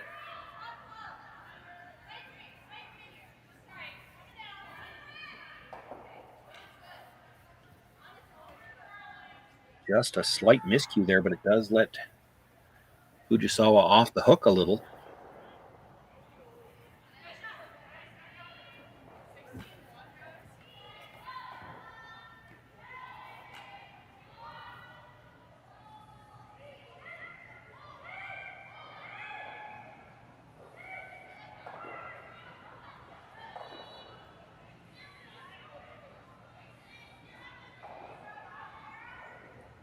Inside brusher picked it up early, has stayed on it all the way down.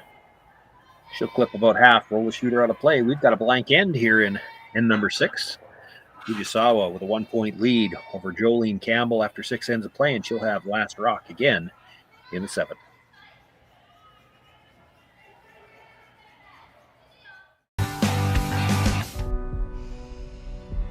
This is it. It all comes down to this rock. The hours in the gym, the weeks away from my family. This is what I've been training for.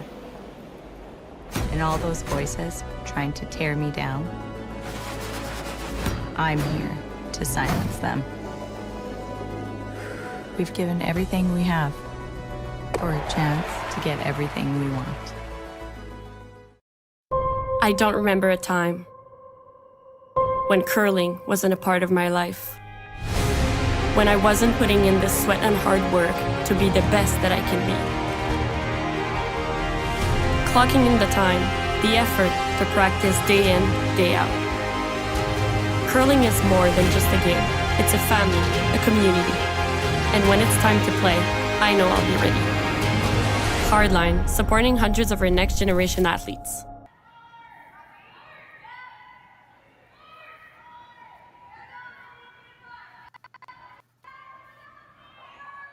Fujisawa with a 1-point lead over Jolene Campbell as we begin play here on the 7th end.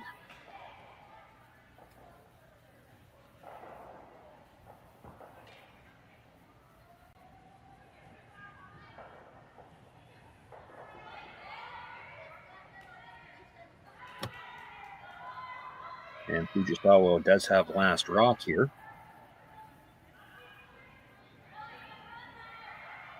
Didn't see how that happened, but you see the Campbell rock in the back corner. That was the stone thrown by Dana Demmons, and she did have a stone hog blast, and you have to assume she was probably throwing a long guard, and it came up short again. I can't imagine she threw one all the way through the back.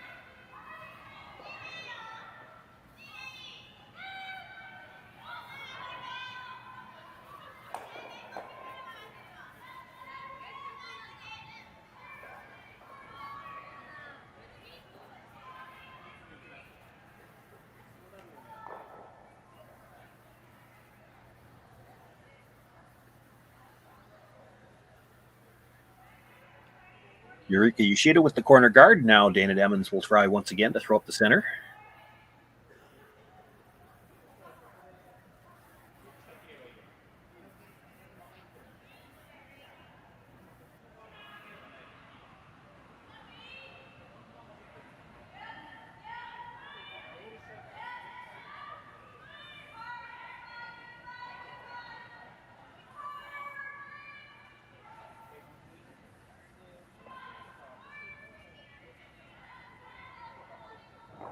No problem this time. It is a tighter guard.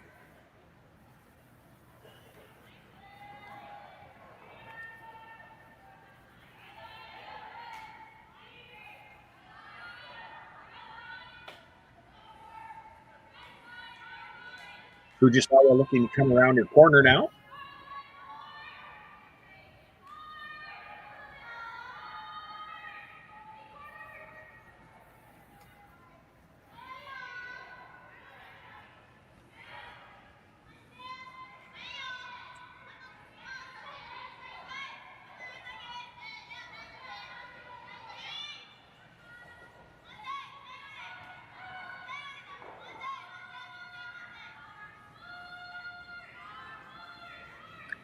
Puts it fully in front of the tee line and in behind cover on the corner.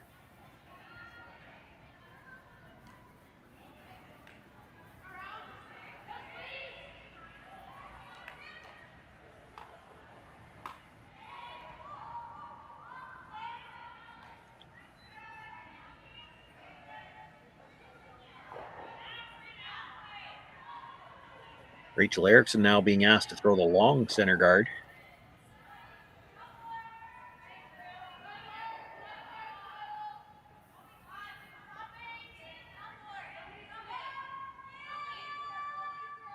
Scoreboard dictated really a little bit for the Campbell team that they've got to play a bit aggressively this end. They don't want to see another blank.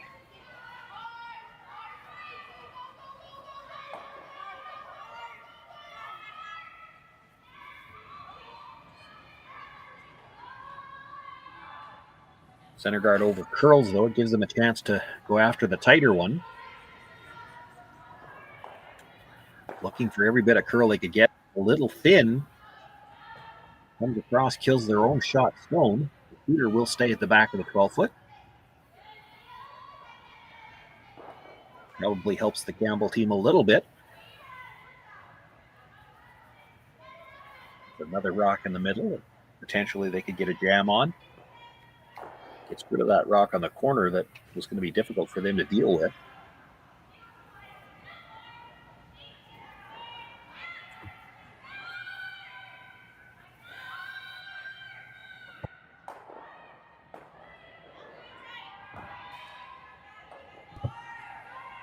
Looking for the come around here. The Brushers are on this. Doesn't have to be in, but she definitely wants to be buried on that longer guard and tighter to the rings than that.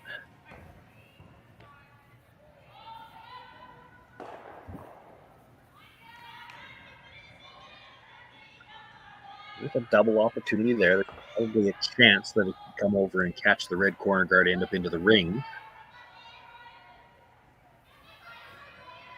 Because of that, they're not going to play at the double. They're just going to play the wheel on the stone that was just delivered. They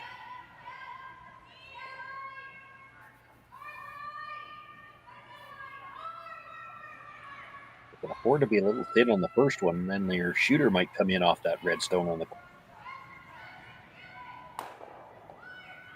Just going to go across the top and try to play.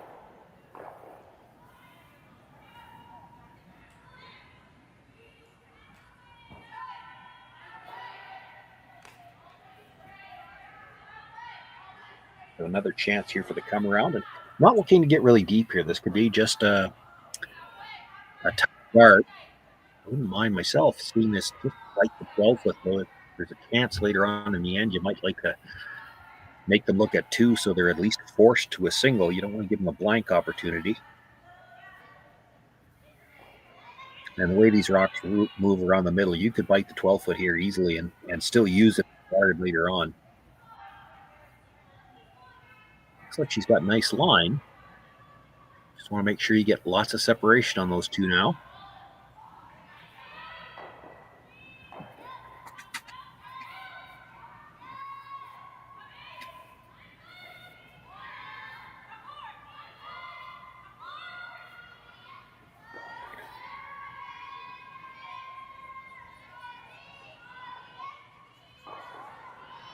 Nami Yoshida had made her way down to take a look at the situation, and I think the indication was they're still going to make a play on the double. Double peel. She'll leave her shooter out there if she makes it, but it'll be a long guard. And early sweeping from the offside, trying to get some curl. They're not getting the double for sure. Just touches the long one. Leaves it there. The indication from Fujisawa was it might have been just a little backwards motion on the release.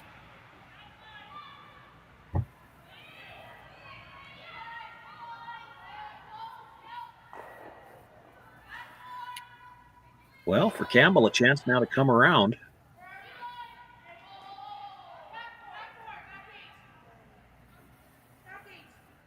Potentially still set up a steal here. At the very least, she'd like to get a force. She doesn't want to see a blank.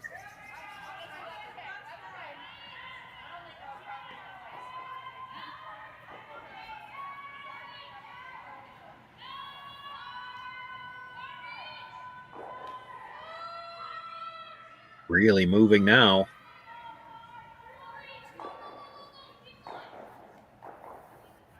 Might be just a little bit light.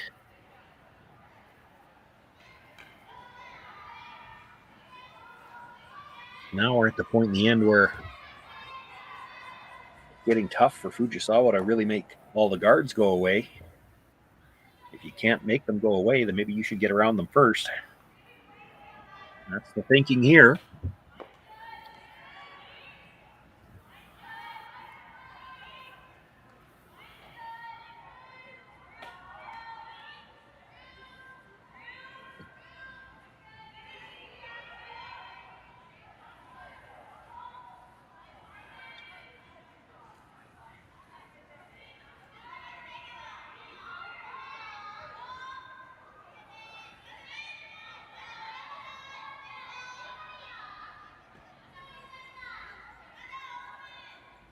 This one has got a lot of room. They've switched the sweepers already to try to get a little bit more curl. But it's a little strong as well, and they didn't want to sweep it behind the tee line. Comes to rest, it is shot rock just in the top half of the button.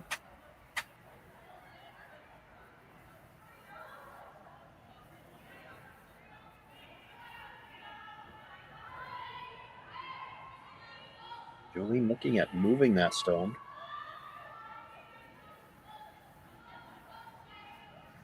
I know you want to score, but you don't have to do it on this shot. I like the freeze. Put it in a spot where she can't get rid of it.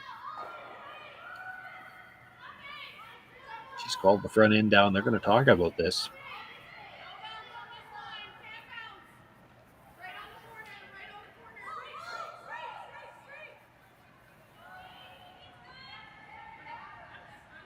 If you tap it back, you expect that Fujisawa is going to play to pick your stone out with her first, and then you can play a freeze on the back one.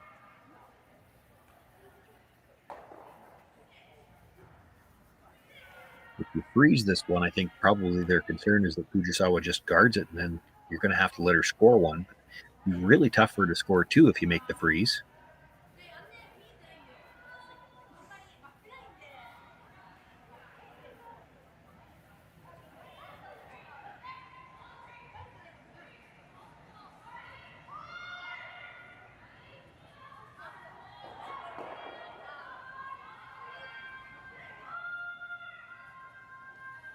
The way these rocks finish and with the room she's put down, if she's just, back button, back 4 foot weight here, she could possibly get to the inside of that rock. She might not nudge it back far enough to be shot rock, but the shooter might scoot in behind cover.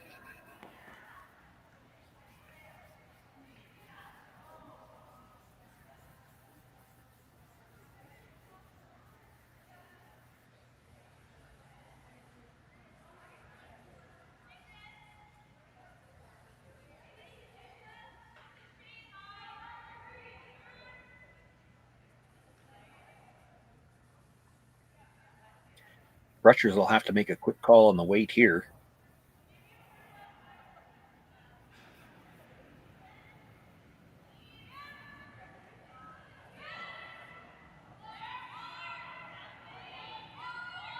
One brush down, but just cleaning.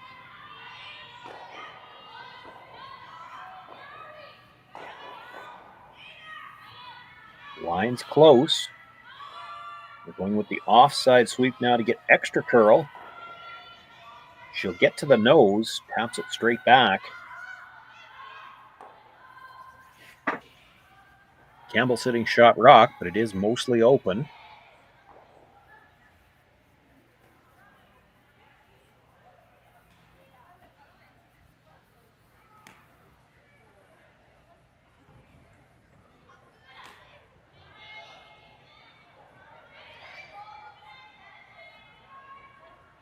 Fujisawa thinking she can play this quietly enough to pass it by the two stones at the back and still hold her edge of the 8 foot.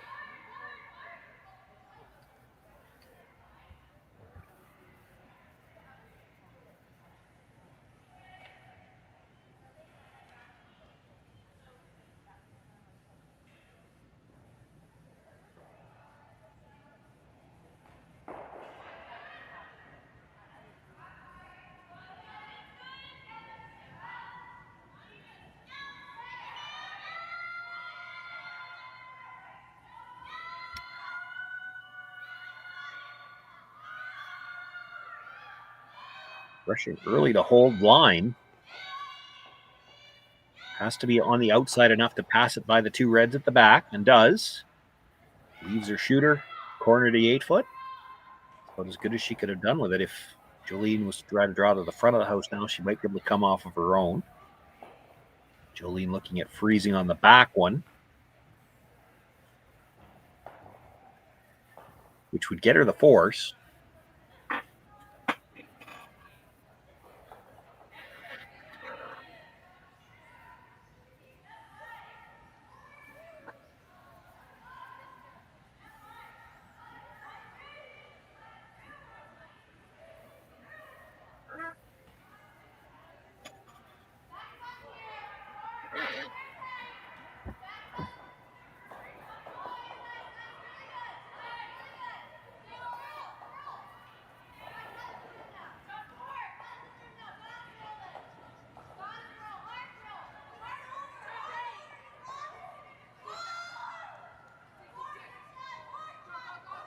Very similar shot to her first one. If anything, she needs to have just a little bit less weight out of her hand. I'd like to be able to sweep it into place for the freeze.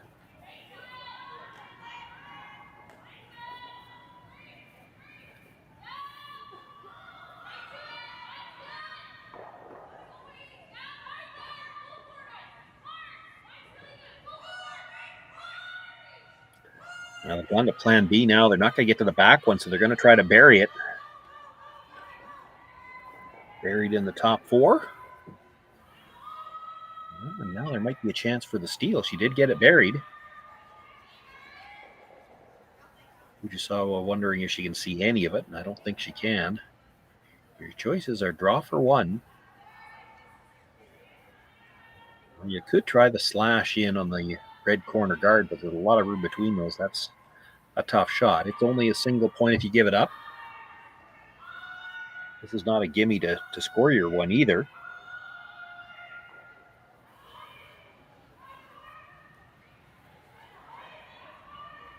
She's going to score one. She's got to go wide enough with the broom to make sure she gets by the stone at the top of the 4-foot. And that might put her into fresh ice.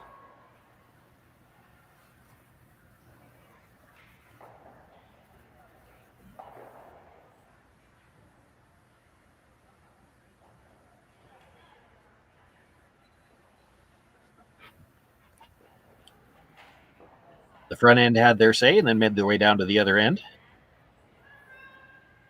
Fujisawa and Yoshida still looking. They come out past the hog line to take a look at how it looked from the hack end. I don't think she can see even a sliver of it to try to go after it directly.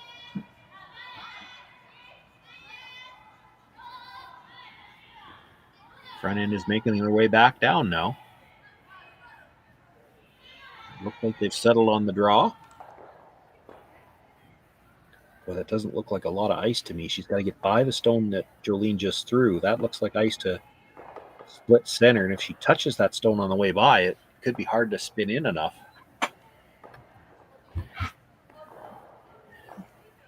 On the other hand, she might not want to take too many more inches of ice. She said, as I said earlier, she could be into fresh ice. So throwing the path where she knows the speed.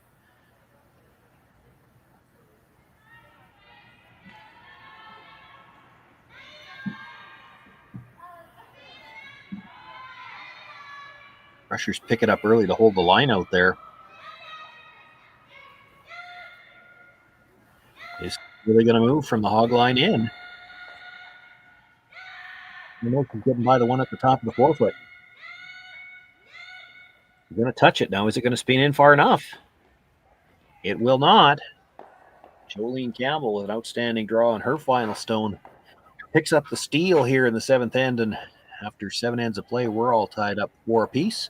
It'll be Fujisawa with last rock from home. Handcrafted in Canada, Hardlines Ice Pad has revolutionized curling for over a decade. Engineered with top-tier precision and durability, it is backed by an unmatched 10-year warranty. Designed for curlers at all levels to sweep effortlessly with maximum efficiency, it is trusted by the world's best curlers, including Olympic and world champions. It is quite simply the best brew in the game. Hardline, join the revolution. Imagine being able to stream every curling game from every sheet from any event, be it your Wednesday league game, bonspiel, or corporate event. Curling Stadium offers an all-inclusive streaming solution featuring high-quality cameras, ease of use, great reliability, and minimal installation. Offering your sponsors customizable ad space on your streamed curling games and being able to sell video packages to your corporate events for increased revenue. With Curling Stadium, you can stream to any device, be it your mobile phone, tablet, or computer. Push the feed to your desired platform, be it Facebook, YouTube, or any other social media. Curling Stadium is simply the way forward. Where it's commonplace in other sports to televise every game, we want to do the same. Curling is a global sport, and it's time it gets the coverage it needs. Make your curling club the next Curling Stadium.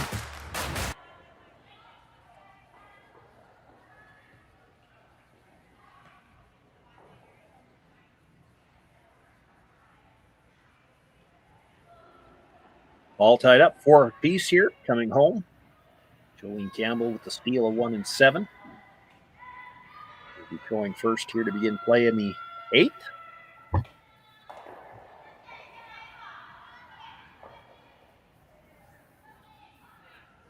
And I think I've seen this where they're going to switch a stone out on the lead for a particular shot.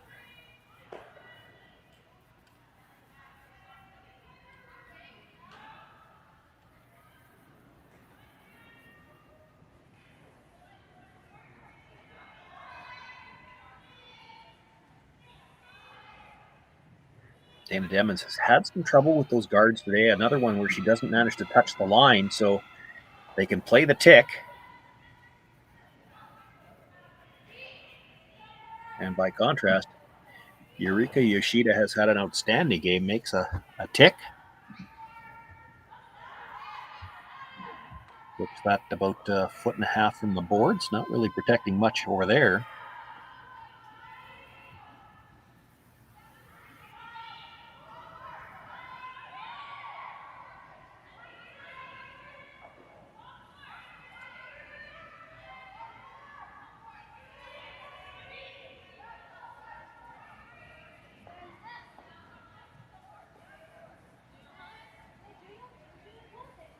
Another Regina to get the guard up. Working on the brush. This time to get it back to the center line. And it does. Almost dead splits it.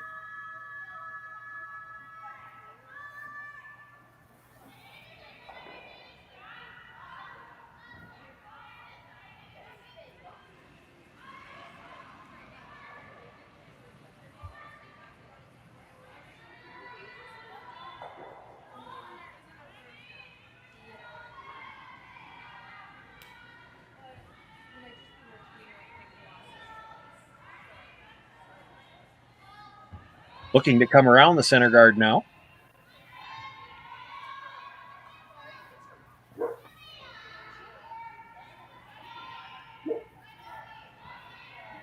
Got plenty of room coming by.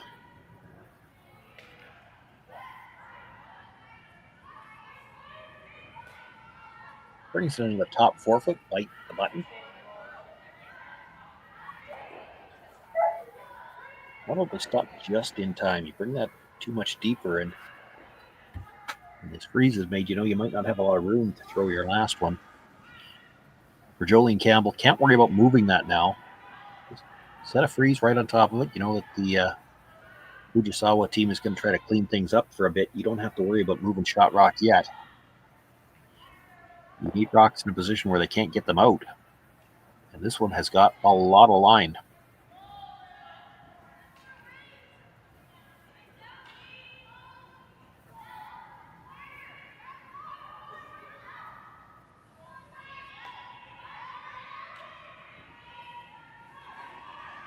Comes down, rubs just off the side of the shot stone, sits in the corner of the forefoot. This allows the Fujisawa team to make a play on the center guard.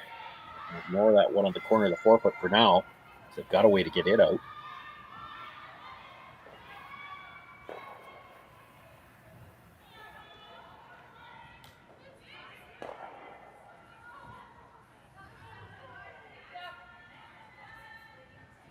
Makes the peel.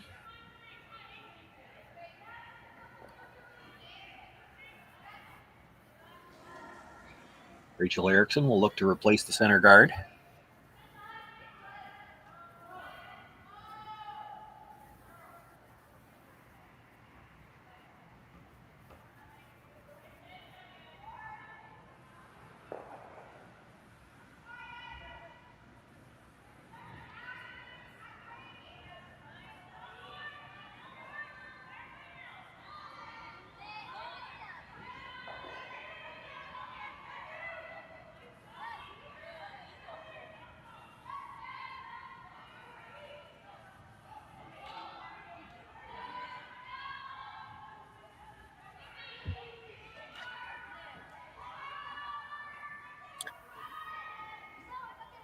Not sure that that's the one they were trying to guard, but it works. Guards their own stone for now.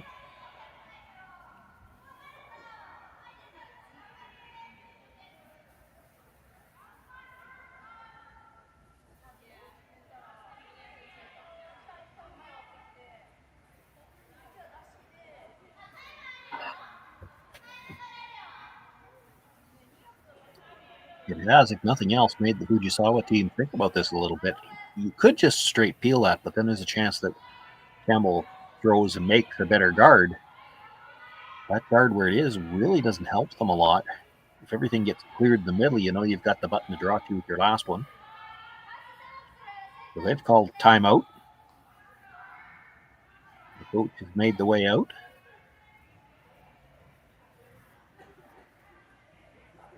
I don't have all of the roster information here with me, but if memory serves, I think it might be JD Lind who is the coach for the Japanese team. I'm not positive on that.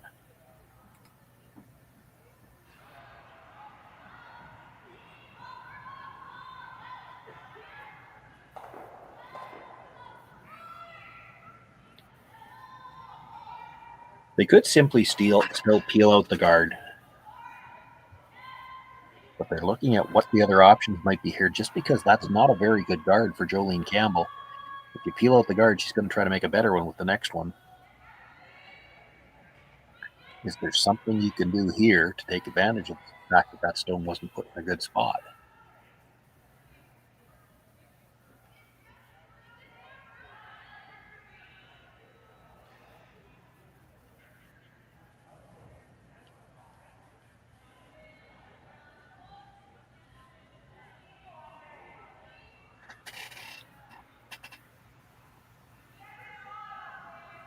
So tough for us when they all stand on the backboard and nobody points. We're not sure what they're looking at.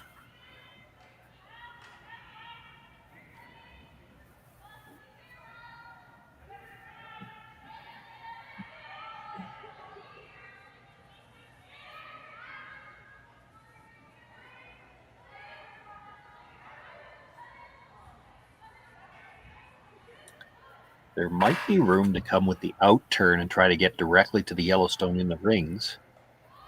I think that might be what they're looking at. And, you know, if you over curl on this and you clip the guard, that's not the end of the world.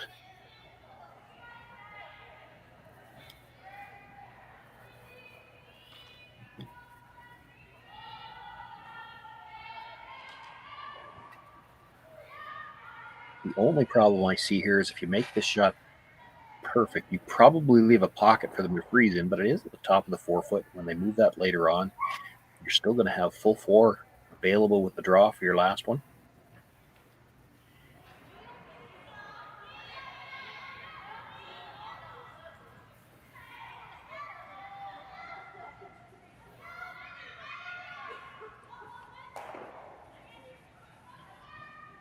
Line's got to be close. And actually, they lose it at the end and just rub the guard on the way by. They called the sweep off. I have to think she thought they were going to get a bigger piece of the guard than that. They were going to move the guard. They wanted to move it more than that.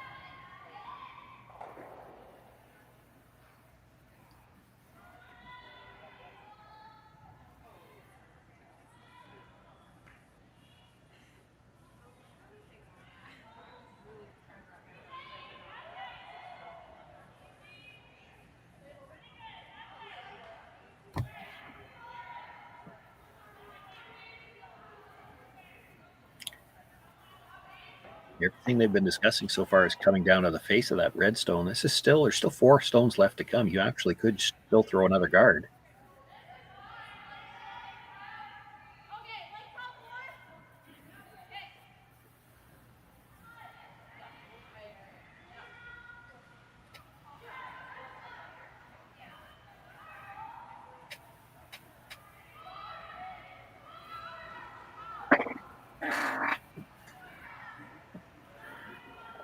We're on to third stones here in the 8th end.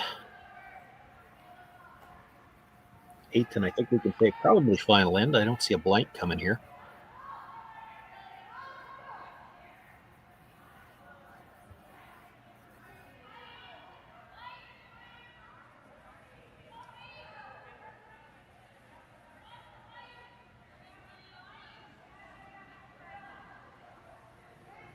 Abby Ackland with her first stone here in this 8th end, looking to freeze the face of that red stone, the shot stone, top of the 4 foot.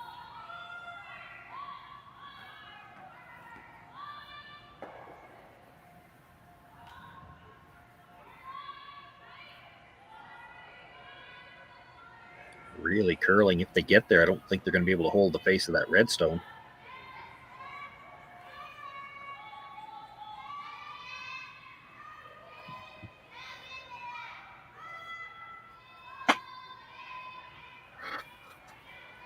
Completely over curled. Leaves a chance for Shinami Yoshida to play the double on the 2 yellows. Probably loses the shooter, and she's probably fine with that.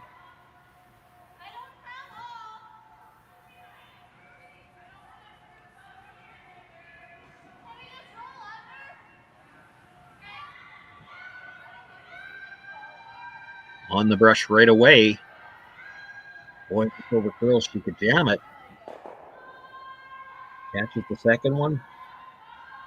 Then on the second, roll it out and keeps her shooter in play.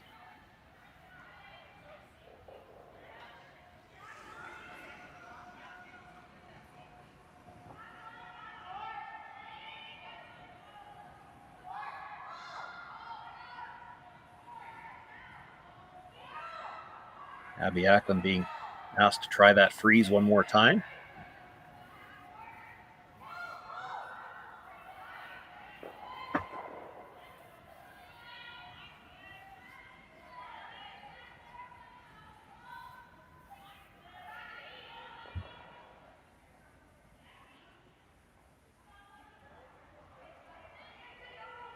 Lots of room this time, and maybe a little strong, so they're trying to sweep it through the port. Rubs off the red stone, and it's up a third behind the red at the top of the 8-foot. Still, it is a short angle run. The problem is if you happen to stick the run, you leave a pocket at the top of the button.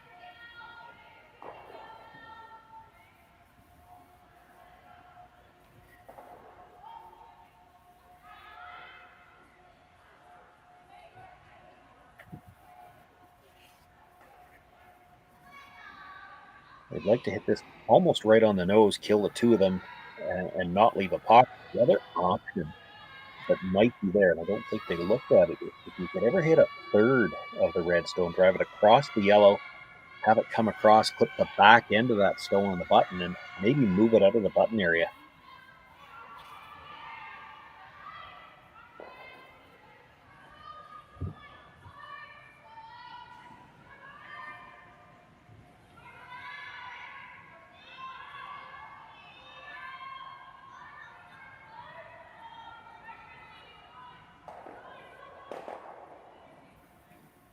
Pretty close to dead stuffing it. If Jolene Campbell can get the inside corner frozen on the shot stone, there's no way for Fujisawa to get it out on one stone.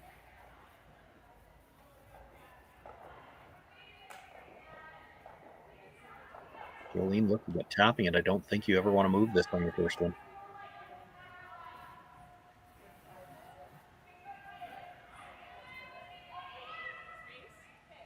Put it right there. She can't get it out. I don't think there's any chance she guards it because you've got stuff you can run back in there.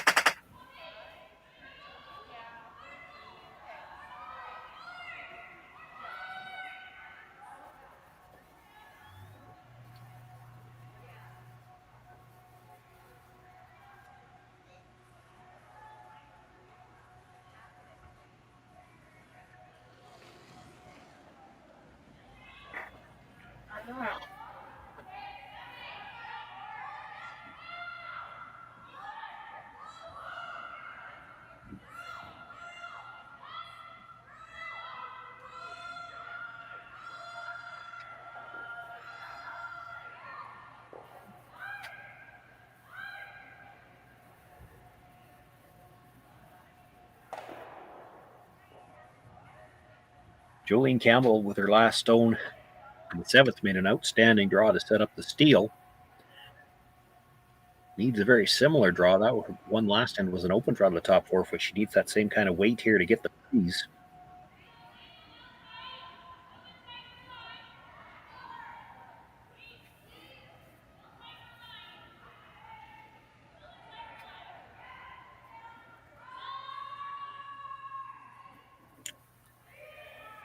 Really starting to curl. She needs to stay on the broom side of this a little bit. And they lost that a little bit. They were waiting for the curl and don't get it deep enough.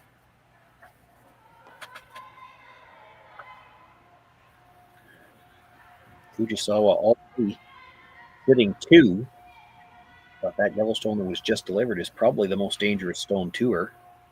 She could make a play on it, just pick it out. Jolene Campbell would have to move something with her last one, and you should have a fairly open shot.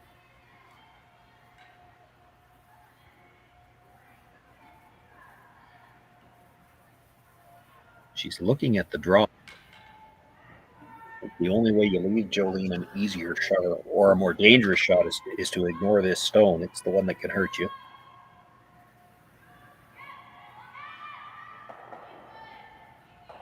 Just pick it out. Jolene Campbell has to move that stone at the top of the button to get shot rock.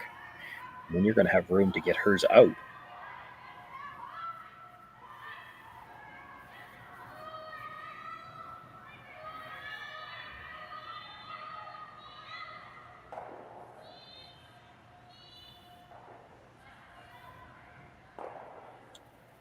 Makes the hit, comes across, catches her own stone, but shooter stays there. The fighter could matter. The easiest shot for Jolene is to hit and roll in front of the red like that, which is just indicating. And then with that biter in the 12 foot, you could still blast everything out, probably get the win that way. She looked at playing the hit and roll behind the corner, but I don't think she would still be shot rock if she was buried.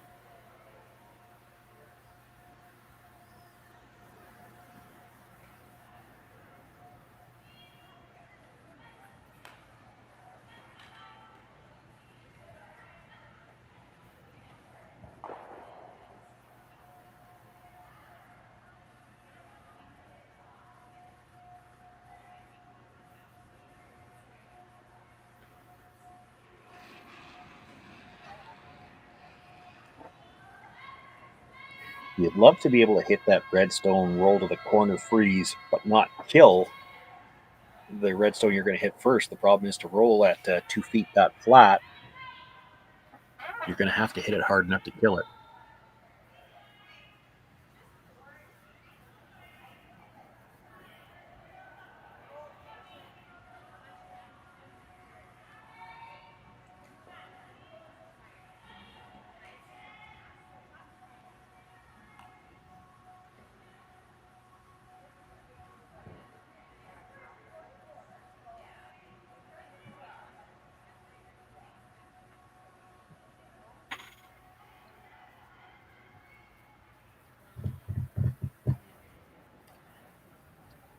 Campbell team and Jolene herself have made some outstanding hit and rolls so far in this game. Needs one more here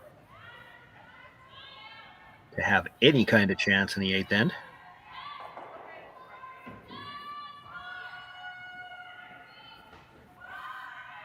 Starting to curl now. Over curl on them. She'll get the nose hit. She does have shot rock. All Satsuki Fujisawa is going to have to do is make that stone go away.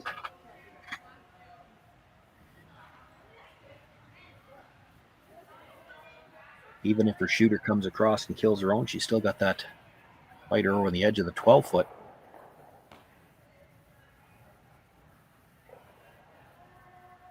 Just needs the single point here for the win. With the nose, you can pick up 3.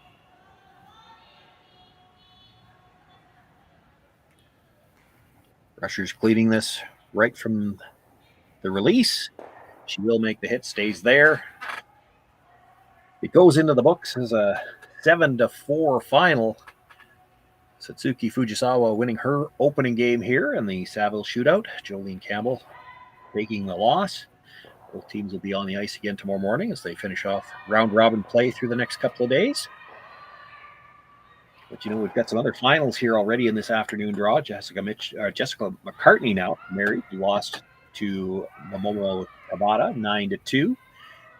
Yunji Gim over Kaylee McNamee. That was a 7-1 final. Robin Silvernagel 5-1 over Kate Cameron. And the other game that started at 3 still in play in the 8th end. It is Kitazawa, a 5-3 lead over McMacken right now as they play in the 8th end. And the other 5 games were all the games that started at 4-3. Michelle got with a 2-0 lead over Selena Sturmey. Mila Plett, a 3-1 lead right now over Taylor Reese-Hansen.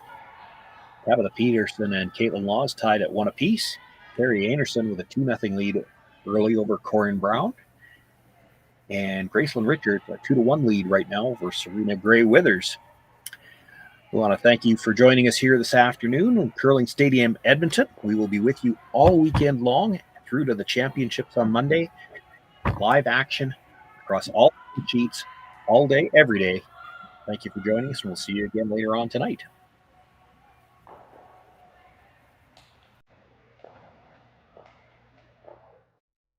Handcrafted in Canada, Hardlines Ice Pad has revolutionized curling for over a decade.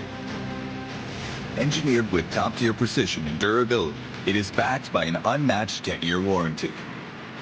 Designed for curlers at all levels to sweep effortlessly with maximum efficiency, it is trusted by the world's best curlers, including Olympic and world champions. It is quite simply the best brew in the game. Hardline, join the revolution. Imagine being able to stream every curling game from every sheet from any event, be it your Wednesday league game, bonspiel, or corporate event. Curling Stadium offers an all-inclusive streaming solution featuring high-quality cameras, ease of use, great reliability, and minimal installation. Offering your sponsors customizable ad space on your streamed curling games and being able to sell video packages to your corporate events for increased revenue.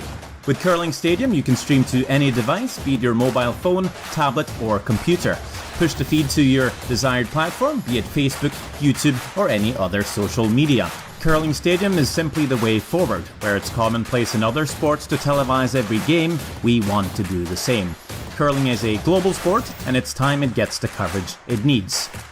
Make your curling club the next Curling Stadium. I got goosebumps. The match isn't even close to starting, and I'm so proud that in a small way we were part of helping these guys, and these guys are two great young men. So to me, it's a win for American tennis tonight. And when you were running, they were in Boca. I remember way back in the day, Francis won the Orange Bowl. So he's like 3-4 months younger than Taylor. He was always playing up. He won the Orange Bowl when he was like 15. He actually started to play on the Pro Tour a little bit before Taylor. So, I mean, when you have a group, it's so much easier than having one solo guy. And I feel like now that what Francis said the other day, when you usually got to the quarters, and if you were facing one of the big three, you were looking at plane reservations. They're not playing them here. So it's a big difference, and belief is a lot more for these guys. How many years have you and I been getting the question, Brad, when's the next American going to win a big? We got a bunch of good guys, but we're sick of it too, and we're not out there with them. So to us, and I think to everyone that's a fan of American tennis, this is a celebration night.